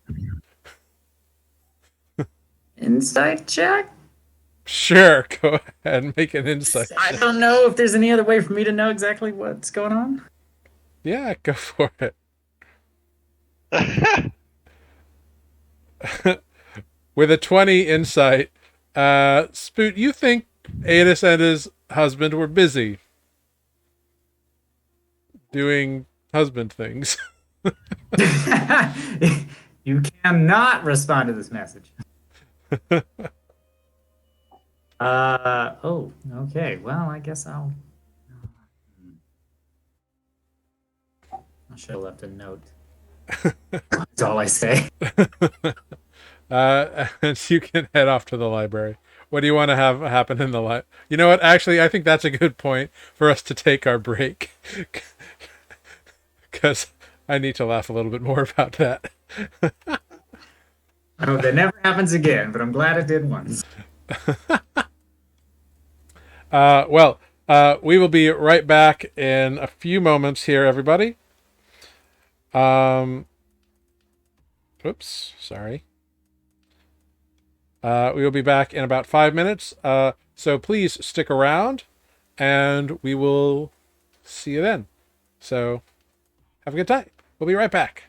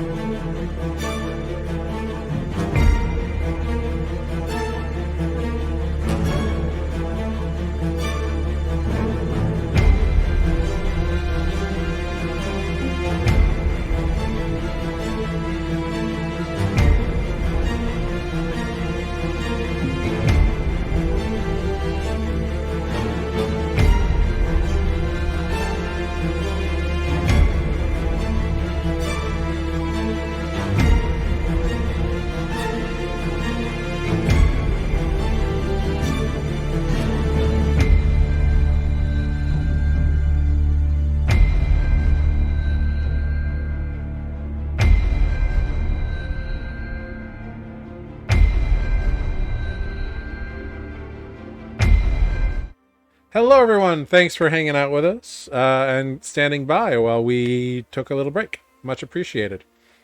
So, Spoot has gone off to the library of 3 to research what here in Fayharbor?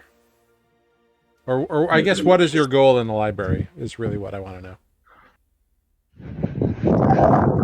That's a good question, actually. Didn't prepare an answer yet. I will start back with the learning of Fae and then maybe just go back through my journal and try to like I think see how someone is much. breathing very heavily. It's the windbag. Sorry. It's I couldn't okay. help it. I couldn't help it. Yeah, I think I'd like to go back just through my journal and probably hit a bunch of the things that like from our journeys that we haven't. I just really haven't had this time to sit down and learn about Cool. things that. So if you're going to spend the whole day looking up stuff, you can pick one to try to find stuff for. Oh gosh, come back to me? Question mark. Yeah, that's fine. Greg, you awaken to an empty room. Your stuff strewn about you is in a nest type form. Defect hasn't come back yet? No, defect is not there. Greg is mildly concerned. Okay.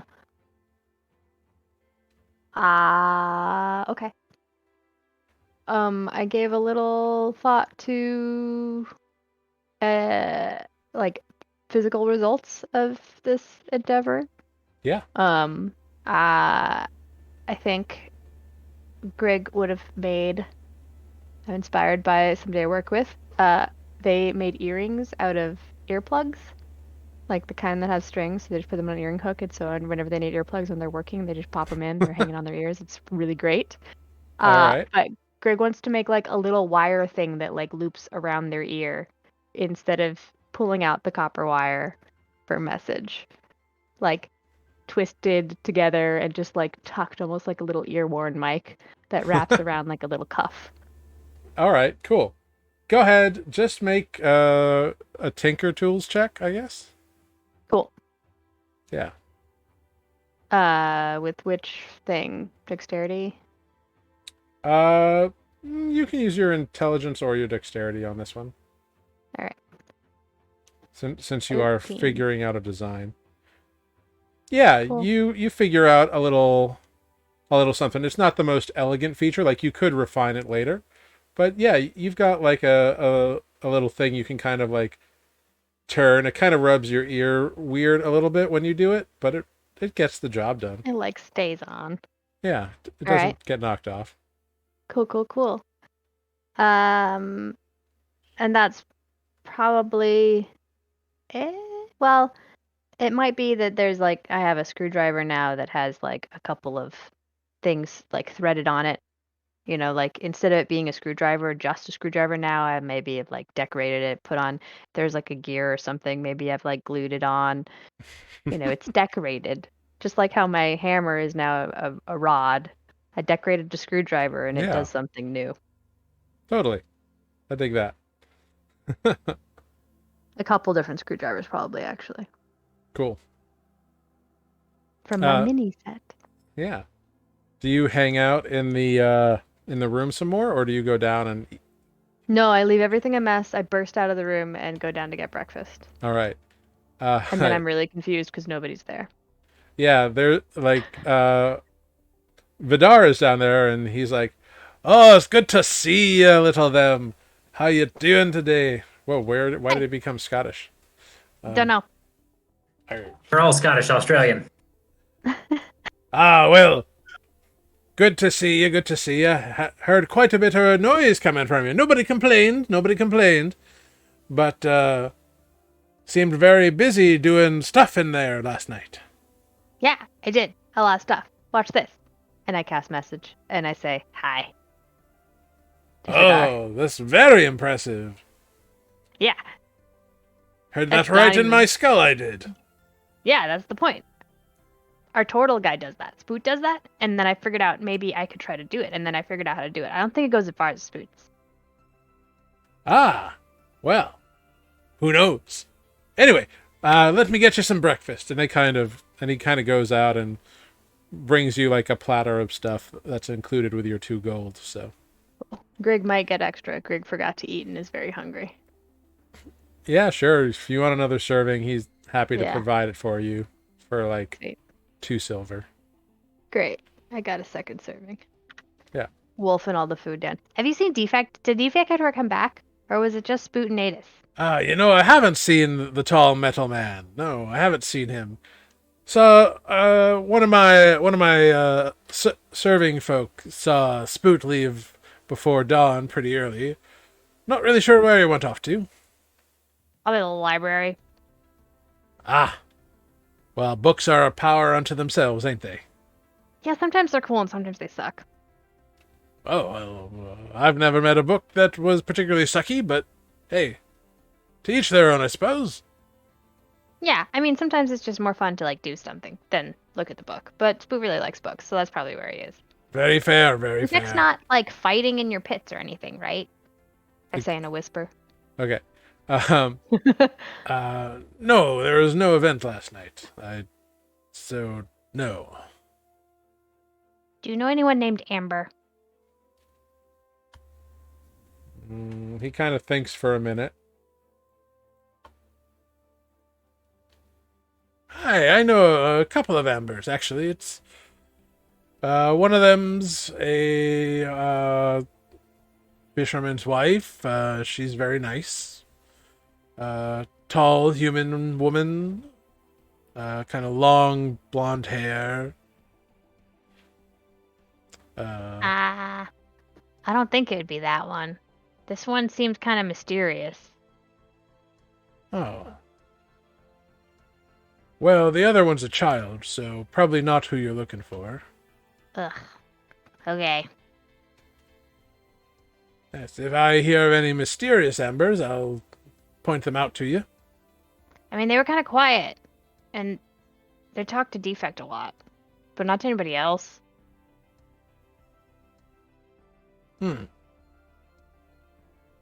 Well, I'm sure Defect must get many people interested in him. He's always been an interest of anyone who's seen him here. I actually rather like having him around. Besides his company, he draws in a crowd. Yeah, but that's not the way that they looked at him. We're used to that. It was weird. Anyway, you don't know an Amber. Okay. I'm gonna go bye. Cool. As you are like walking out the door, you walk smack into Adis as he's walking in. Hi. Where have you been? Home? What? Oh, right. Right. Spoot's at the library, I think. I don't know, he's not here. Check this out. And then I cast message. And say, good morning, Adis. Oh, great. You're in my brain too now. I mean, just sometimes. I noticed that Spoot was doing it. I don't think it goes as far as Spoot, but I think I figured it out. It's this thing. I do it again. This is so much better considering what happened this morning. Right? Yeah, hopefully you'll have better timing than Spook does. I don't know what that means, but okay. I tap Greg on the head. You will when you're an adult. That's not. I am an adult. I'm an adult. Did you not know that goblins are an adult at like 9 years old? Come on. No.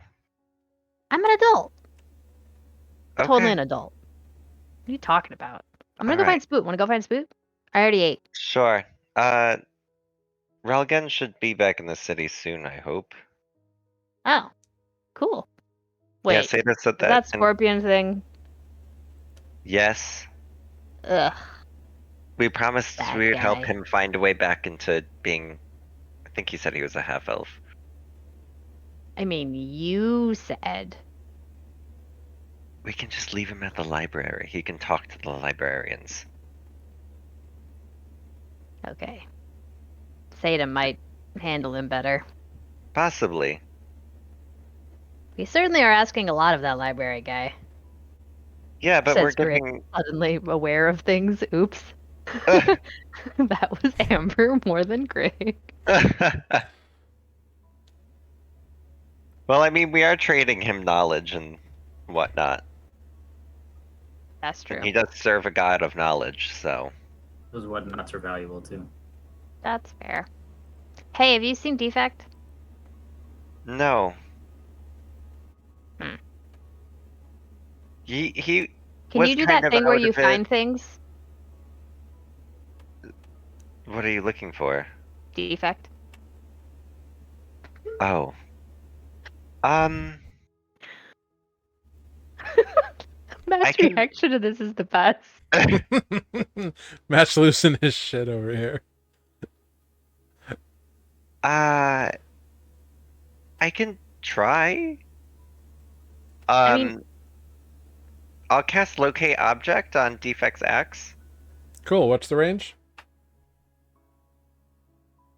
Um, 4,000 leagues. I don't know. You seem to 7 have the most miles. No, I'm ridiculous just kidding. range. it is. No, It's true. that's my primeval awareness. Um, 1,000 feet. You do not detect Defect's axe within 1,000 feet. Uh-oh. He's nowhere nearby. I mean, sometimes he does go do his own thing, but not usually this long. Maybe Spook can find him. Maybe Spook will have an idea. Or maybe he found Spook already. They do like to talk sometimes. They're friends. Yeah, I mean, Spook can maybe pop in his head. Oh yeah. I could try. But he's not close enough. Oh, I think yours has less range than Spook's then. Yeah, I figured. Probably. Well, let's The go only to the spell I have. library. What time of day Okay. is it? It's like, 10 a.m. Okay, I guess that's late enough in the day. Or late enough in the morning, rather. For the library. Hmm. Mm-hmm. Do. So, Spook, what are you doing at the library? Okay, so I think I made up my mind. Even before this last conversation they had, I promise it's not meta. I did start to realize that I started to think about defect. So I wanted to maybe return to doing some research about his ass, since that's what we left off on before. Maybe that was a dead end. Okay. Make So an investigation check. gosh, you'd think I'd be good at those, but I'm not. Laura walks into the library. Mm-hmm.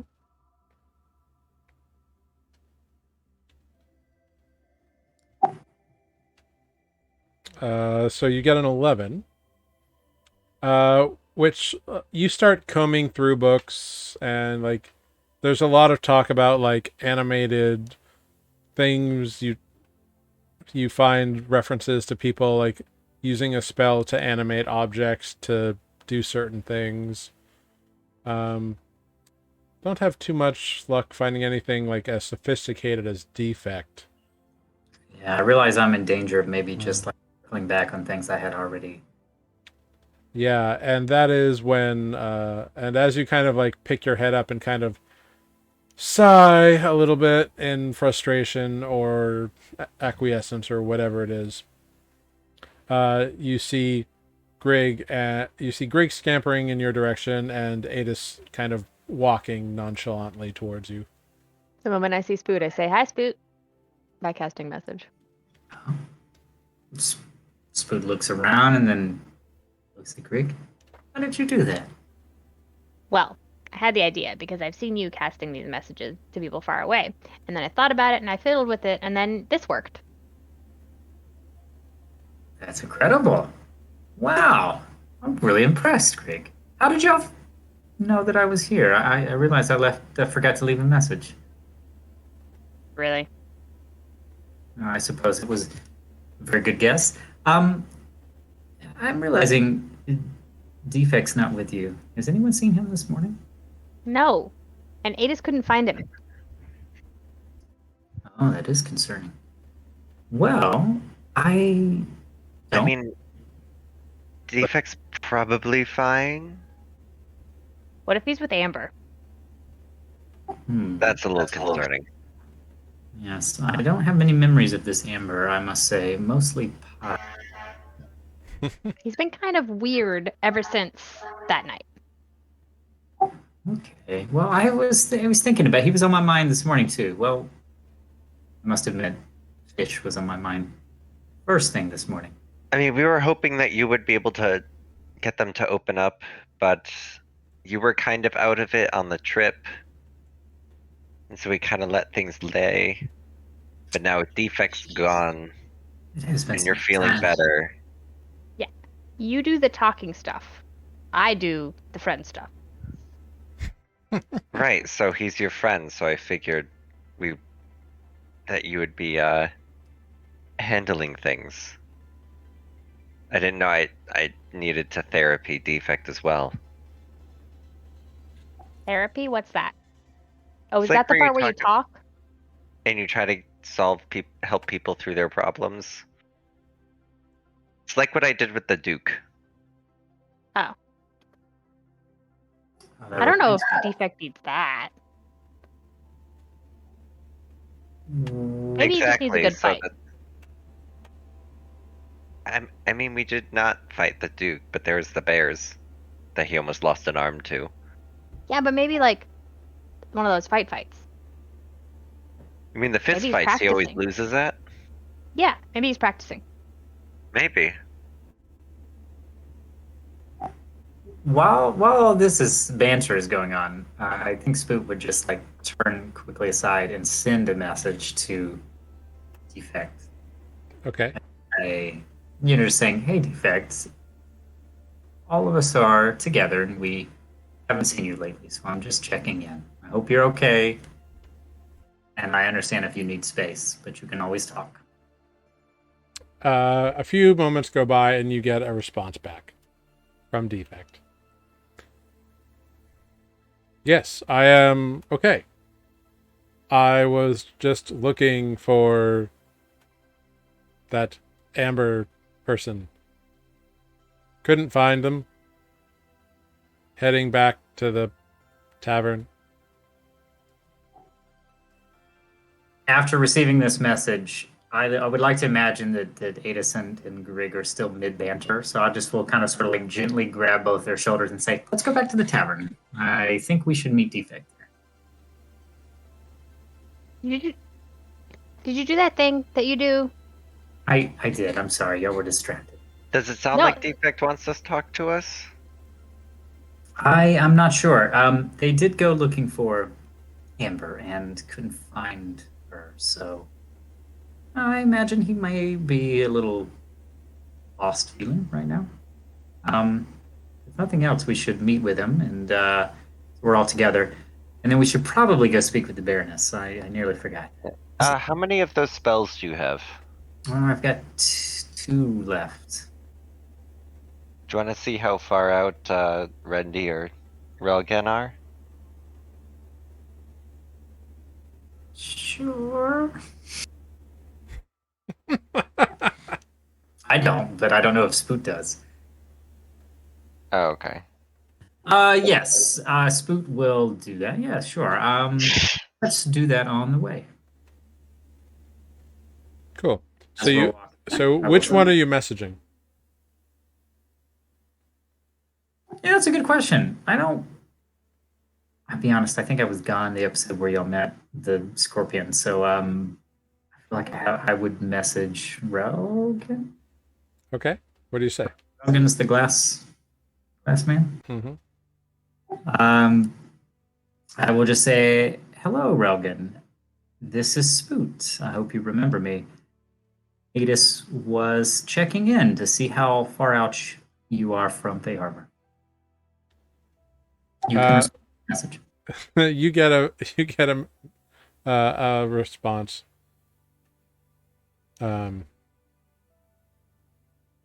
I remember. It's been a while.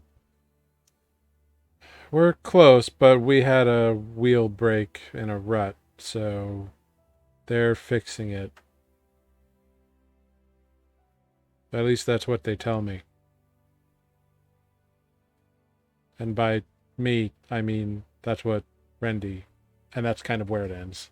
I'm gonna say, I think we're getting nigh close to 25 words here. Um, okay, Spoot says out loud. They had some trouble with the caravan. A wheel broke. Raugan has been being filled in by Randy. Gotcha. All right. I guess I didn't think about who I was asking when I sent that message. Spoot says to himself as he walks out of the library. Yes, asking the individual who exists only in his body and can't see or hear anything. It's an interesting choice. I don't know. This is the last person I just remember, encountering. He actually really likes it. Oh, he likes He that someone only- reached out. He only hears Rendy.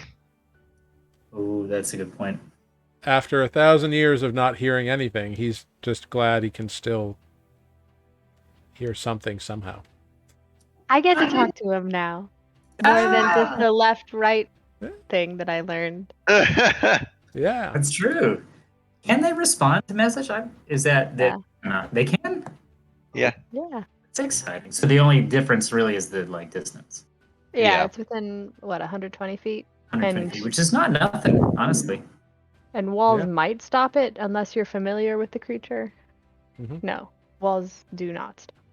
Yeah. I've It's heard It's pretty. pretty awesome, actually. It's not on my list. It's not something I could ever get, so that's good. Yeah, I think it's sorcerers, warlocks, bards, wizards. Yeah. Very cool. Yeah. So you all make your way back to the above decks. You get there a little bit before Defect arrives, but eventually he does.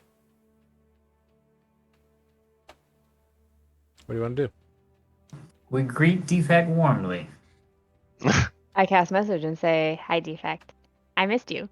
I had fun last night. I have a puzzle to show you." Yes, that is very impressive, Greg. I would like to see your puzzle. It's the gnome thing. Mm-hmm. Yeah, it's this little interlocked gnomish puzzle. It's locked in kind of a weird, not quite cube shape, and you get the feeling that by unlocking and relocking it, you're supposed to be able to turn it into a cube shape. I imagine that in my ADHD during the montage, I fiddled with it a few times. I don't know whether I solved it or not. Sure. Yeah, not successful yet, but perhaps soon. You're getting clues. So yeah, you have all been reunited. What do you want to do? To the Baronet?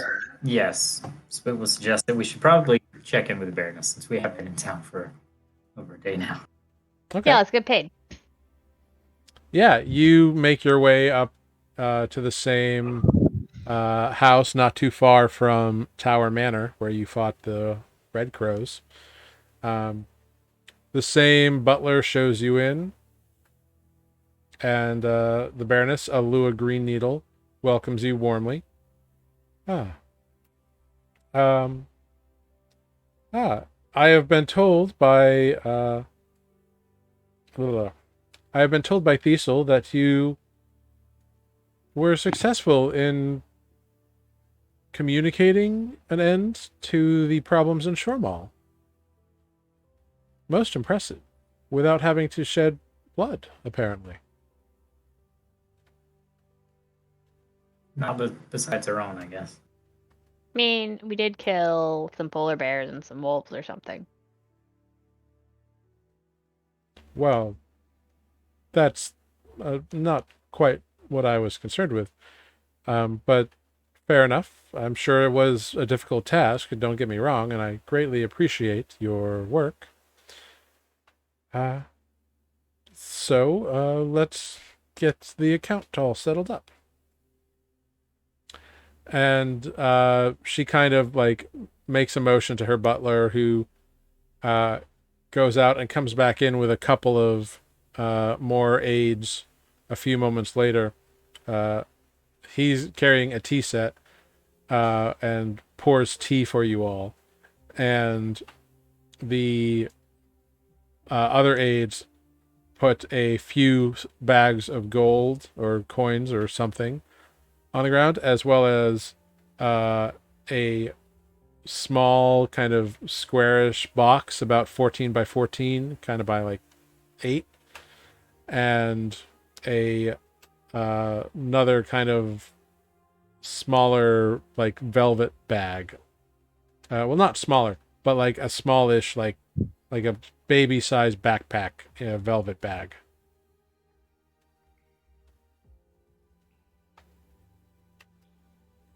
Cool. Greg looks at Spoot and Adis and is like, "Can I open them?" Yeah, you're the accountant. Grig not. Yes. This is the remaining 1,900 gold that I owe you, as well as the 2 items which I had intended to give you upon completion, but we never really discussed. These are artifacts of my family that have been around for a while, but I really have no use for them. So they were What is it? She opens the box and pulls out a round silver wired circlet that has like a cat's eye agate kind of emblazoned on the center of it. This is a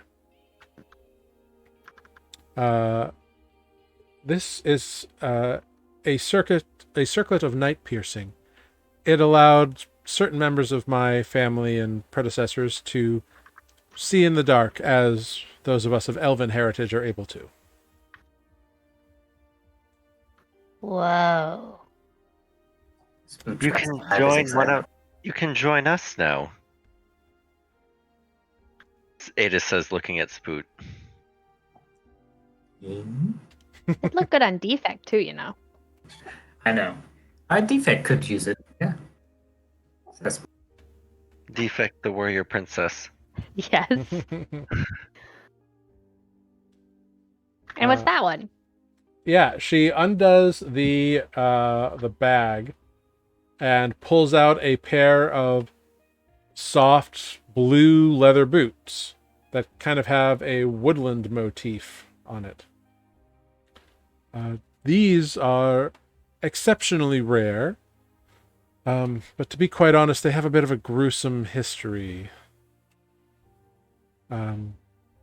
Not all of my ancestors were good people. Some of them were quite cruel, and as a result, we have had some interesting items flow through our family's past, but these boots give you a chance to move very quickly. However, it does come at a bit of a price. What's the price? You become extremely tired and slow. perfect. So they provide you with a short burst of quick speed, but then you may become extremely tired after the fact. Interesting. Okay. I've never actually used them, but this is what I've been told and what's been passed down. But I have no need for them or really a desire to keep them in my estate or under my purview anymore, and perhaps you might find them useful. Greg, that would look great with your blanket cape. Red and blue? What? No. Have you ever heard of contrast colors? That's not contrasting, okay? That's just like weird. Okay, it's orange and blue that do the. It's not contrasting. What's the word? Complementary? Yeah, complementary is orange and blue. That's red and blue. No. Who wears orange? What? Well, anyway. The Baroness just kind of looks over at you all. Thank you so much, I Spoot. I thank These are you really very cool. much. I really cannot express how deeply grateful I am to you for not only solving the problem, but doing so in a way where the biting chill was not harmed. I am glad that no unnecessary blood was shed and none of you lost your lives. likewise. I'm Or glad limbs. it was the best possible outcome, and yeah, we have Adis to thank for that. She kind of looks you up and down, Adis, and kind of nods. Well, congratulations. You did exceptionally well. Thank you. I mean, I couldn't have done it without them, so, you know. Teamwork. It's, Inside check? I'm just kidding. yes, Adis well, wouldn't have survived. teamwork is very useful when you are part of an adventuring group, I imagine. Yep. Yes. If Well, you ever need us again, just call Greg and the Misfits. yes, And on that, I think we'll take our leave. Thank you. of course. And the butler shows you all out again. All And right. so you have another 1900 gold, and you have this circlet, and you have these boots. What are the boots? They are blue leather boots that purportedly make you move quickly. Spoot, can you do that thing? Are you just doing it out in the middle of the street here? Oh, Yeah, sure. I'll just do it right here in her foyer. Wait. Yeah, I mean, I might have Or are XP. you gonna like go back to the tavern and go to a Do room it and at do this? the tavern. Yeah, why don't we go home? These are fancy. Also, how do we want to divide the cash? Should it all go in the pot? Or is it we each want some? 200 each? And then rest in the pot? If I could do math, then I could give It'd an be answer. 800 for us, and then 1100 in the pot.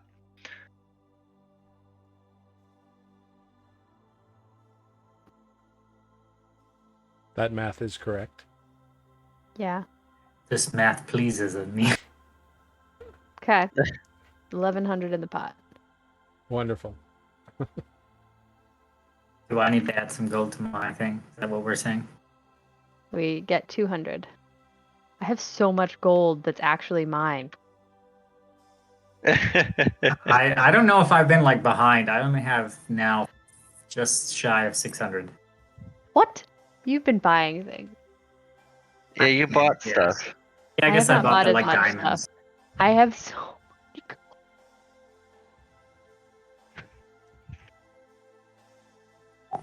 Who to take out a 'Cause I loan keep- from? I keep track. It's like separately for our stuff. So I that mean, we Yeah, have- like, our party gold probably isn't doing half bad either. we have 250 platinum pieces, 2,350 gold, and 930 silver.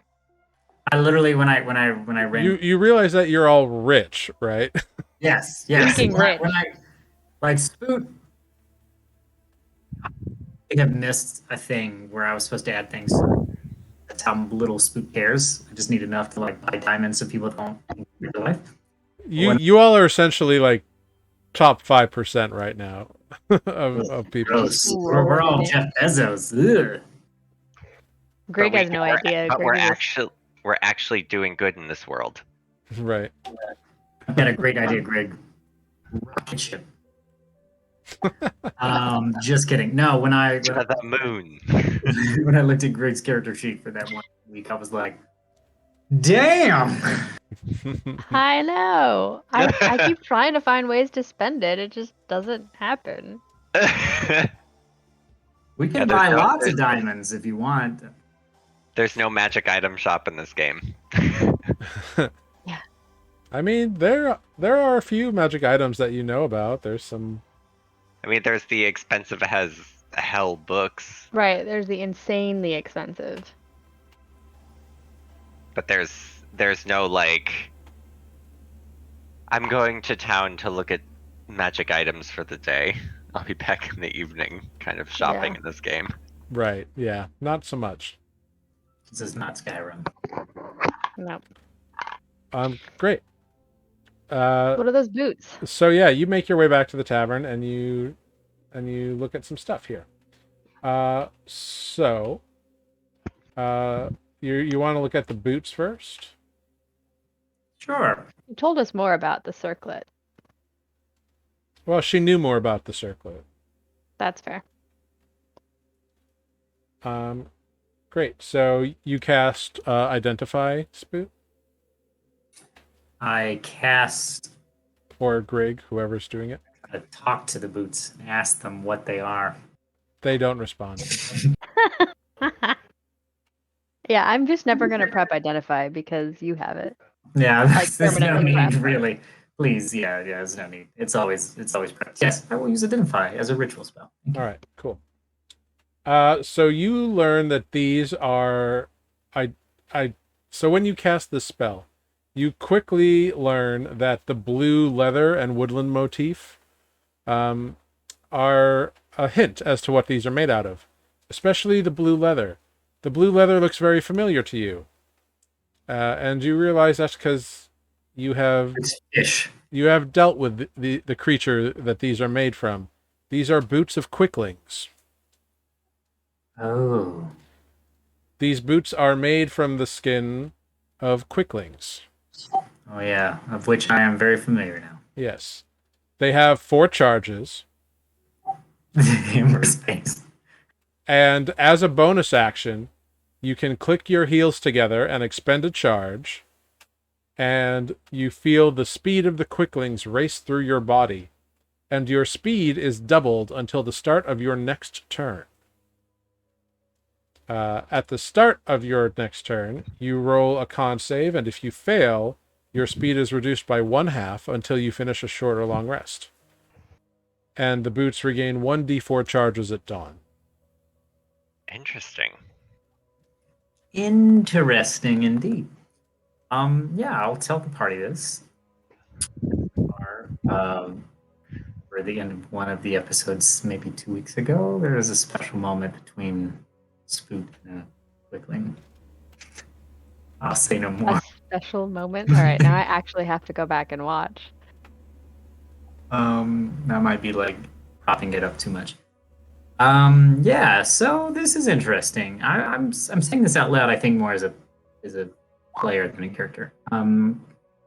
This could be useful to Spoot as one who has advantage on, not advantage, has proficiency on con saves, but it is a risk.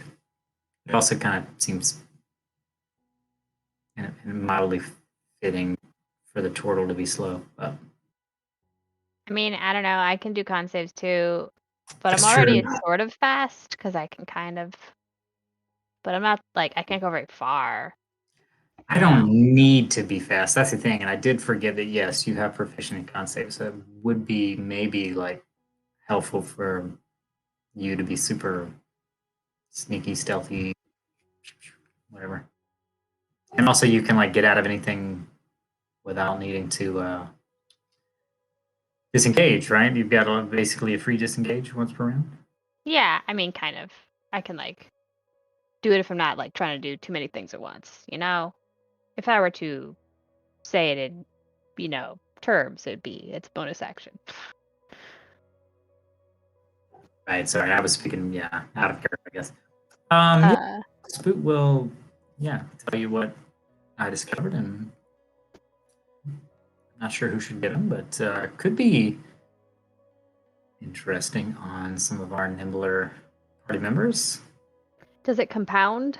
Because if you use it again, does it reduce by half again? Could you imagine like 7 feet of movement speed? You don't know.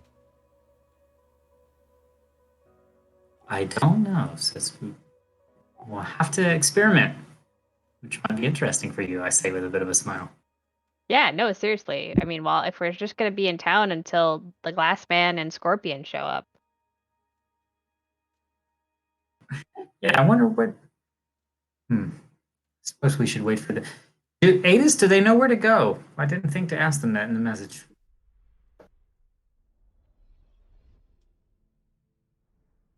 We broke Adis. Sorry, I left my room and our apartment door was just wide open to the entranceway. Hmm. Hello? Hello. Hello. There we go. Hello. I don't know. My mic wasn't lit up like it was muted normally. Like when I mute my microphone, it lights up and it wasn't lit up, but you guys couldn't hear me. No, I mean we heard you for a second when you came back into the room. We Right. just were waiting for you to continue. We forget that. Oh, You have to roll initiative now because we're fighting PvP. giant glass scorpions. It's bizarre. I'm not great at con saving throws, so I'm gonna pass on the boots. Okay. You three are proficient in con saves. And plus, I now have cunning action, so I can dash as a bonus action. And none of you have to take the boots. I'm just like, none of you have to wear them. You can keep them, try to sell them, trade I want them. to play with them. Let's not sell them in this city.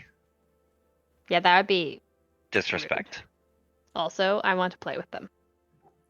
I will give them to Grig. Now for the circlet? Is that what we're calling it? Yes. Tiara?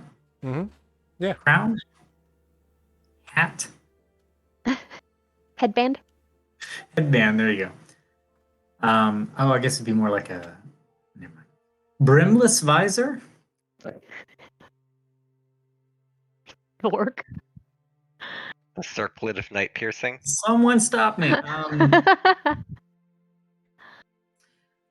I definitely can see how this would be useful. Yeah. So you cast the identify spell on this copper circlet with the 2 agates, and if you check out your roll 20, you will see what you discover. Aha. Ooh, that's very cool. I'll tell the party what I discover. Which, did you whisper it to me? Yep. Oh, I have to literally tell them. Um, Yeah, I've decided I'm going to whisper things instead of me reading them because it's more fun if you, as the person figuring this stuff out, tells the others. yeah. No, that's fair. I'm always up for the challenge of trying to RP it. However, if it's for sake of time, sometimes it is better to just ignore my ramblings. So yes, we'll say, oh well, with this circlet, this is like the Baroness said already. If you don't already have dark vision, you will get dark vision to a range of I don't know, and I'll make up some number, whatever is the like worldly equivalent of 60 feet. However, if you already do have dark vision and you put this on, it will only enhance the distance in which you can see. This is very useful. Cool. This may be very useful for Defect, as he does often run ahead. Sometimes it'd be helpful for him to know what he's getting himself into. That's true. And it'd probably look good on you. Look really cool. Yes, it will. Maybe one day Grid can figure out how to copy this design and make me one. Ooh, that would be fun. Replicate magic item. Circlet's not on the list. We can talk about it. Yeah. I'm pretty sure goggles of night are on the list. Probably. Yeah, I think so. Yeah, How cute would it be? The circlet is essentially the same thing, except it's a circlet instead of goggles. How cute would it be if like Spoot and Defect had matching circlets? I could honestly see Spoot with a pair of goggles. Me too, actually. Yeah. That might not go with my sombrero aesthetic, so I have to reconsider that. Your aesthetic is eclectic, and we all know it. That's true. That's true. I just like the idea that Spoot has this net on his shell filled with all this random gack, and he just kind of puts whatever on and doesn't really. Doesn't I know. really I care. was actually kind of thinking like, a long time ago when I created the character that I would just like stick random stuff on there and carry it, but with the bag of holding, I don't think Spoon's actually carrying very much right now. It's just like the key things, the interesting things. Yeah. The little knickknacks. Yeah, totally. Cool. So those are the 2 items that you discover. Well, should we? I don't know if we can test out the boots while we're waiting for Rogan and Randy. Yes. Yeah. Okay. I'm excited. So you're Put 'em on. giving the circlet to Defect? Yeah, unless he has doesn't want to wear it for aesthetic reasons. Okay. Yeah, so I'm adding it to his inventory. And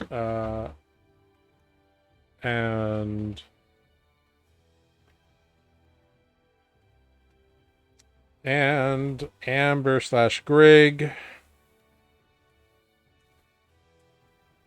Will the real Amber/Greg please? I just sent you the gist of what those boots do since you are using Roll20. Cool. Cool. So yeah. What would you all like to do? It's a little past noon at this point. People have like come by and eaten lunch. I don't really have anything on my to-do list aside from wait for another job. Cool. So if you're cool, like the day can just pass. That's totally fine. Yeah. I wanna charge and see how fast I go. All right. Out like let's go to a field. Defect, wanna race? He kind of nods. Sure. Yes, he does. Wait, what's Good. Defect's speed right now? 40? Yeah. A long Really? strider. Actually, a long strider, him and Grig. What? Okay. Show off. If you Who's show that? off, I'm making them faster. Oh, I see what you say. Okay. So now we're both faster, and then I'm gonna use Quickling boots, and then we're gonna see what happens. All right. So you expend a charge, and your speed. Your speed was what with Longstrider? 60? Longstrider doubles it. Long strider just adds 10 feet. Okay, Okay, so so it it was was 40. just 40. So yeah, for a good 6 seconds, you can move 80 feet. Like, essentially, Whoa. you get an 80 foot per round second. Nice. That's Ready, pretty set, fun. go! Yeah. Blur. Yeah, for 6 seconds, you're just a blur, like, rushing in front of everything. Make a Constitution saving throw. 11. Cool. So you fail, and your speed drops to 20 feet immediately. Okay, I'm tired now. That was fun. That was fun. Carry me. They're not kidding. It's like my feet just feel like jelly. It's as soft as the leather. It's just kind of like murr. I mean, I could still walk. It's fine. But also, carry me. Grig, you were so fast. That was amazing. incredibly fast. I didn't even feel moving. It was like just thought it and I went. I got over there so fast. Yeah, I mean it looked it. Those will be great if you're in a bad situation. Yeah. Yeah. Like happens. the next time we run into a blue cactus with tentacles. Well, Quicklings. yes. I don't want to talk about that. Do we know, just out of curiosity, out of character, do we know the DC for the boots, or we don't? We didn't learn that, right? I know it now. It's part of the item, yeah. Oh, I see it now. Yes, 15. Just, I don't know how I would explain that in character, but so everyone knows mechanically, 15. Yeah. Yeah, I could use It them would maybe. be difficult. Spoot was going to say, like, after I'm thinking about it, I think it would take quite a great effort to not just be overcome with fatigue after using these. But for the moment you used them, that was pretty amazing. Yeah, I mean, I think maybe practice and luck. I don't know. This is fun. We'll keep them for now. If I don't use them, then maybe we'll sell them. Cool. Well, you'll have to let me know how long you feel fatigued from these. I am a little concerned that the effects may And be. also, just so you know, Greg, the boots do require attunement. Okay. So if you already have 3 things attuned, although as an artificer, you get to attune to more at some point. I don't think I have anything attuned. Okay, great. Yeah, I don't think the infusions even count as attunements, no? Yeah. No. Great. I don't have any other magic items going on. Cool. Yeah, so the boots require attunement, so that'll take up an attunement slot. The circlet does not require attunement. Just whoever puts Okay. it on wears it. And it works. Cool. Hey, we should do an experiment because if I feel this slow after 1, I can do it like multiple times.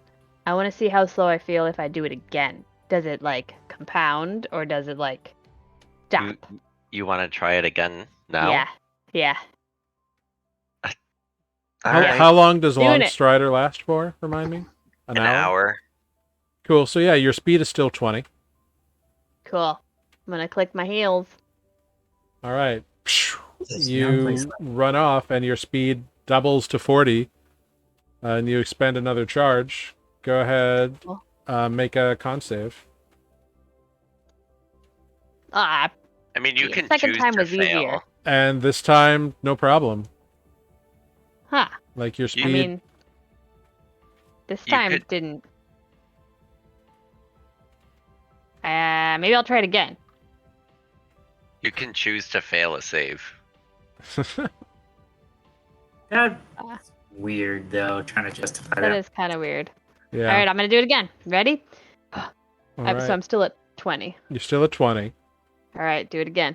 All right. You burst to 40 for 6 seconds. Make Okay. another con save. Dang it! With a Never 21, before. you're fine. Have I wanted to? It's not. I mean, it seems to be fine. I don't know. I'm gonna do it again All right. All 4 charges gone. All right. This is the Yeah. last charge.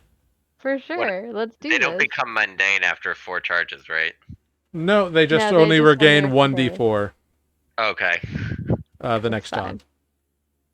I'm doing it. Yeah. Go for Boom. it. Boom, you run. There it is. All right. Yeah.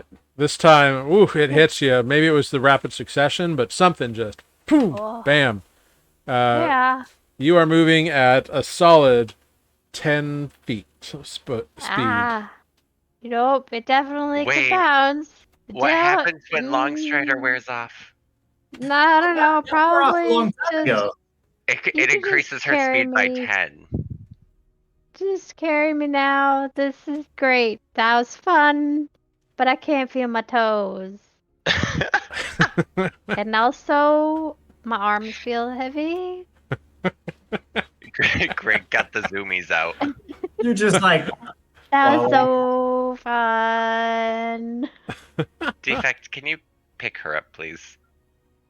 Hi, Defect. Defect just like scoops you up. Hello, Grig. answer Why'd message. you leave so long? You Oh, were Lord. gone a long time. I was Shh, looking. Greg, it's okay. Shh. Okay. I'm So hungry now. I think you should take a little rest. That would be my. Yeah, it's fine. Let's go. I'm hungry. Let's go. I have a good berry. So No. when Doesn't the really- hour as you kind of like make your way back, when the hour runs out, Greg, you feel so lethargic. Like it's just like you don't even think you could do much more than a very, very, very slow crawl if you tried. Can I even sit up? Yeah, you can sit up. But like you sit up in Defect's arms, but it takes you a good like 45 seconds to do so. And half your movement speed. Whoa. Yeah, it like hits you like a wall, like the uppers just ran out. Like you're just Uh, dang.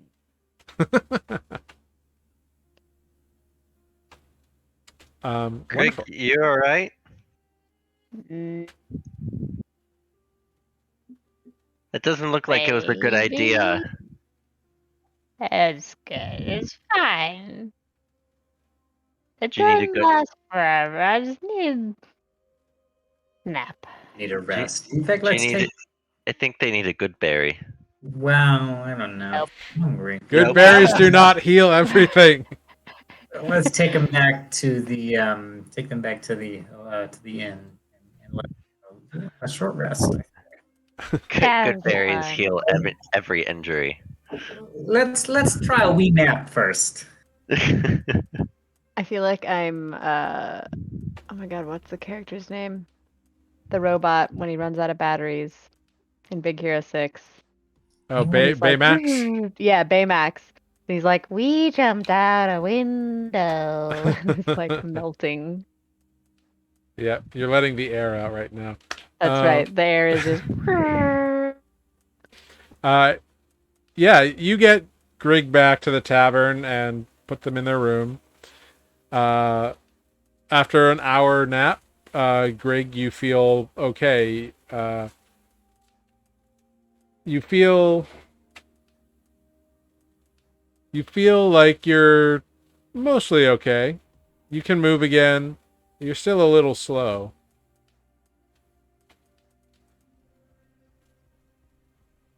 Essentially, you're instead of it seems like mechanically what happened here is because your speed got cut in half twice. Like after an hour of just resting, you're up to half speed now. Okay. So you've got a 15-foot speed. Cool. Huh. Well, I feel better. But let's not take any walks. Okay? You don't want to go on an adventure now? I mean, you could carry me. I can't carry you, not with these arms. True. Sure you can. I've seen you move stuff, Ada.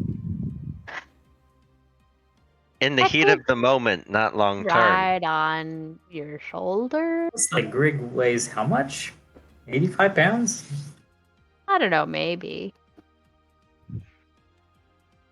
So, as kind of time continues on, the day wears on. You guys can do kind of whatever. Just want to hang at the tavern. That's fine. Carrying Greg would put me over carrying capacity. Seriously? Yeah. Eventually, Kaylin does kind of wander in, and joins you all and sits down next to you, Adis. Cast message. Say hi, Kaylin. Hello, Greg. That's weird. Yeah, I figured it out. It's great. I hate it. Now we can talk secretly. When we're like sneaking. Kaylin pats your knee. I'm sure that will be very useful. And kind of side eyes Adis. I shrug. I'm guessing. Well, how's the captain? Fine. He just wanted to. Well, it's kind of weird. He wanted to make sure that I was okay, and I am. And he also wanted to commend me, I guess. So I noticed that there was some. Long story short, I kind of noticed this trap was rigged shortly before it triggered, so I managed to get everybody out, shouting, and I was the last one out. So that's why I got hurt the most. Well, Yeah. I mean, if everybody got out, including you, that's quite a feat. We were really lucky. I mean, I know the Red Crows. I know how dangerous they can be. And I was expecting something like this to possibly happen eventually. Um, chasing down the contacts that I know about led us to new contacts, and we've just sort of been hunting them down one by one. I think we've got almost the city cleared out, but we're no closer to Oligar yet, and it's frustrating for a couple reasons. One, it's frustrating because I'm probably stuck here until we get a lead on him, and two, it's frustrating because if we do find him, I'm probably going to have to deal with that. And, well, you fought him. You know how tough he is. Yep. That was not fun. It was rather close, to be honest.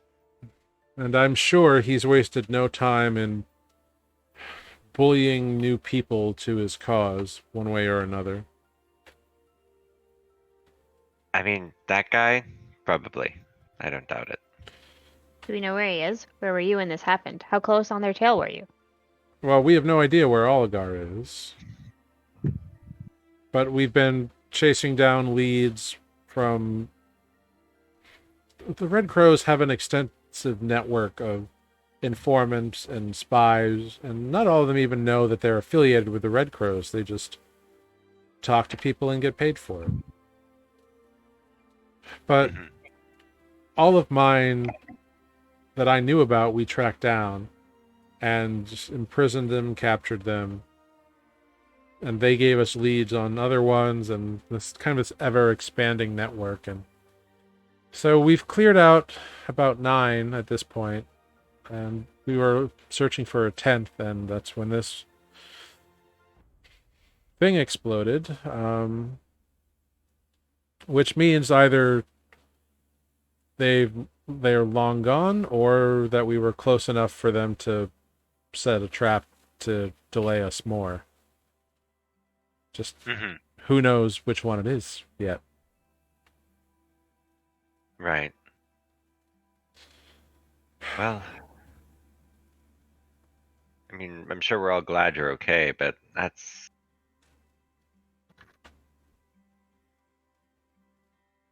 I do wonder where he is gone, to be honest. Me too. And I'm glad we're both okay. And that you're all okay too. And he kind of looks at the rest of the table. And for a moment, he kind of like shares a look with you, Adis. Oh my. It's a look that you recognize as just one of like actual care.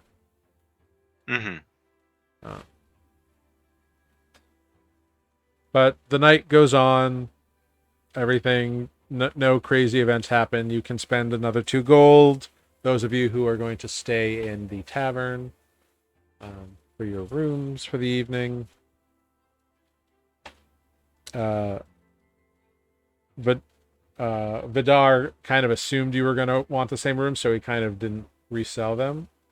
So he's very happy that you stay again. Oh, yeah. I mean, Vidar, you should just assume that when we're in town, we're staying with you. Except for him. He got a house. That's weird. Well, I can't blame him for doing that. A couple likes to have their alone time, and I understand that. But I am always happy to serve you drinks. Which, between meal and drinks that you have had at the tavern, everyone can deduct 5 silver. Oh no! I need to buy your dinner. I'm poor. No, I'm fine. Who's that from? Bridesmaids? I have no idea. Help me, I'm poor. Yeah, Yeah. such a good movie.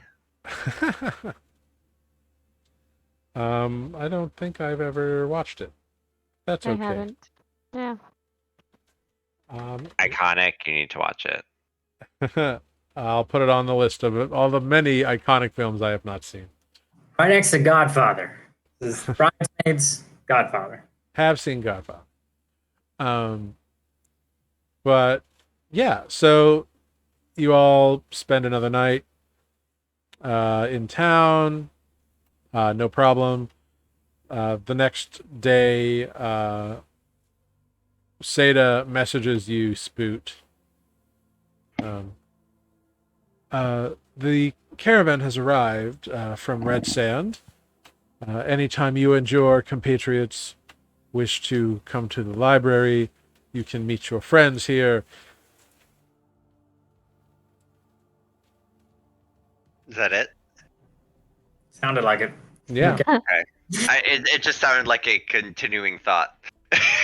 It may Sounds have, like- but that's where the message cut off. Yeah, it sounds like when you don't know what you're saying and you just start talking when you only have 20 words, like I've done many a time. He did sound a little distracted, as though like maybe someone was talking to him while he was casting the spell. What time Oh, is it? Probably. I feel like people get distracted early in the morning. This is Spook's learning. It's not like super early. It's like 9. How long do you have after they send the spell to respond? Is it like you have to respond? I mean, yeah, like pretty, like you have a few moments, but that's about it. Okay. Well, Spook will respond. Okay, thank you for letting us know. I think we'll probably head over there shortly as soon as I can gather everyone. Cool. So do you all gather up and head on over to the library? To the library. All right, Sokka, away we go. Logo. Yep. Yep. The 4 of you head out that way. Because you have said that Relgan is going to be involved in this thing, Kalen does accompany you because he is interested in seeing Relgan again. He remembers him. Mm-hmm. And also, Yes.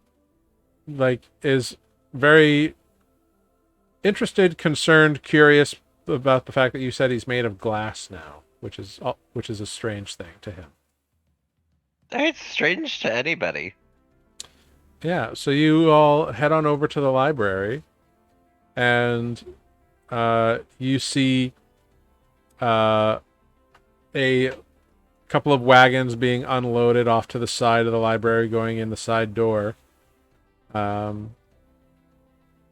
Like a crew of like blue and silver robes, just kind of unloading all this stuff. You're shown up to the office of Seda. Inside there is a chest, like a crate. Looks like a couple feet by a couple feet. Looks like it might contain something of decent size. And you see a cloaked figure with the hood pulled back, and the back of a skull made entirely of glass, just kind of standing in a room, and a little scorpion on top of its shoulder. The scorpion quickly kind of scuttles and turns around, and Adis, you hear in your head, "Ah, Adis, it's a pleasure to see you once again. I do hope you're all doing very well. Relgan has been very excited to see you all. I hope everyone's doing okay." We're doing great. Yeah, I'm glad I was able to get you guys here. As are we. Red Sand is very hospitable, but not a lot going on there if you're not into mining and such things. No, but I figured as well as these knowledgeable people might be able to assist you. Well, that would be wonderful. I know I, for one, would certainly love to be back in my true form. Not to mention Relgan here, who he and I have become very good friends. We're quite close. We're chums these days. I mean, when you're the only one that can communicate with him and help him see anything, I'd imagine so. Yes, we've developed a bit of a rapport, sure, out of mutual benefit, but Hey, Greg, why don't you say hi to Relgan? I was about to say, I cast message and say, "Hi, Relgan. This is my voice. You can talk to me now. I mean, I have to start it, but you can talk to me." a moment goes by and you hear, hello, I am unsure who this is. Cast message again. It's Greg. Remember, I tapped your wrists to go left and right when the baddies were there. Oh, yes, the goblin. It is That's me. nice to be able to talk to you. You too. You sound funny. Maybe not funny. I just didn't know what you'd sound like, but you sound different than I thought, even though I didn't know. And no one else can hear this because it's this tiny little whisper into. The response you get is, I'm sorry I'm a letdown. Well, no, Oh. not a letdown. I was just observing. Sorry, I'm not good at people. I understand. I'm not used to them anymore either. Cool. The end. Yeah. So, as this conversation is going, Seda calls you over, Adis, and says, and this is addressed to you, Adis, and presents you with the crate. Oh, I opened the crate. Inside, you see a set of studded leather blue colored armor set with brass studs. Ooh, And this came out so well. and a little note inside. It says, thanks for the business. Here it is. It's all finished. And it's signed from Hella. Yeah, from Pella. Or Hella. And yeah. So you have some new studded leather armor. Fancy. Yeah, as you're kind of looking it over, Kaylin kind of looks at it and goes, impressive. It's from the dragon. Oh, should Remember the dragon that we killed? Yes. be quite special then. I'm I hope very so. proud of you. I'm sure it'll be great. I hope so. It was expensive. And it took me a while to get this much leather off the dragon. Well, hopefully everything goes well. And he kind of smiles and kind of just runs his hand over a piece of it and kind of nods and like, good craftsmanship. Yeah, I mean, I had hoped so. It was like 500 gold. Wow. Well, we should get it home so you can try it on. I was gonna put it on here Sure. Yeah. in a room. Seda kind of looks over. Yeah, you can put it on over in that closet over there. I go do a costume change. Yeah. It's like a walk-in closet. It's got like a bunch of like robes and like weather gear and stuff in there, so it's got plenty of space. But yeah, you change into your new armor. It takes you about 15 minutes or so to get in and out of everything. But yeah, you come out buckling the last few buckles, and you now have some armor of boxes on. Which Armor of boxes. yes, armor of boxes. So I will. Yeah. So like you're gonna need to spend a while kind of breaking it in to figure out what, if anything, this armor does. Okay. But yeah. You all can spend time. As you spend time getting to know one another, it comes to your mind that you're going to have to figure out what to do with Relgan and Rendi and all this stuff.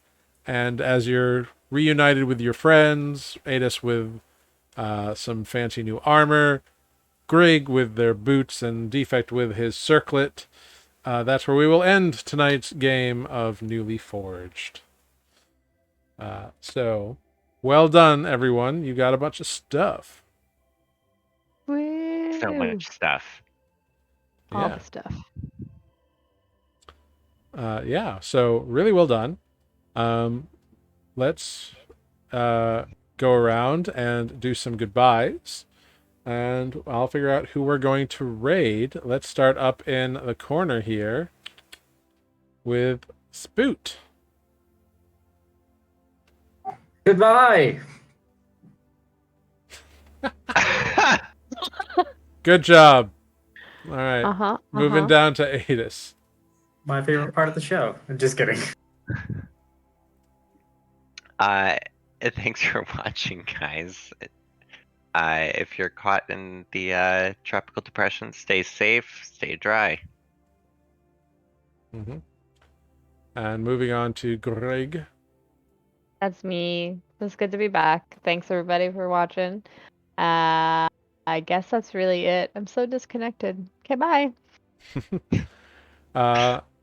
And I've been Jared, your Dungeon Master here. You can follow us on all the social medias at Nuuli Forged. Check out older episodes on YouTube. And if you're watching on YouTube, click the like button, click the subscribe button. And once again, thank you everyone for watching. We hope you're all doing well. Everybody stay safe out there if you are dealing with Ida. And have a good night. And we'll see you all next time here on Nuuli Forged. Good night, everybody. Bye. Good night. Bye.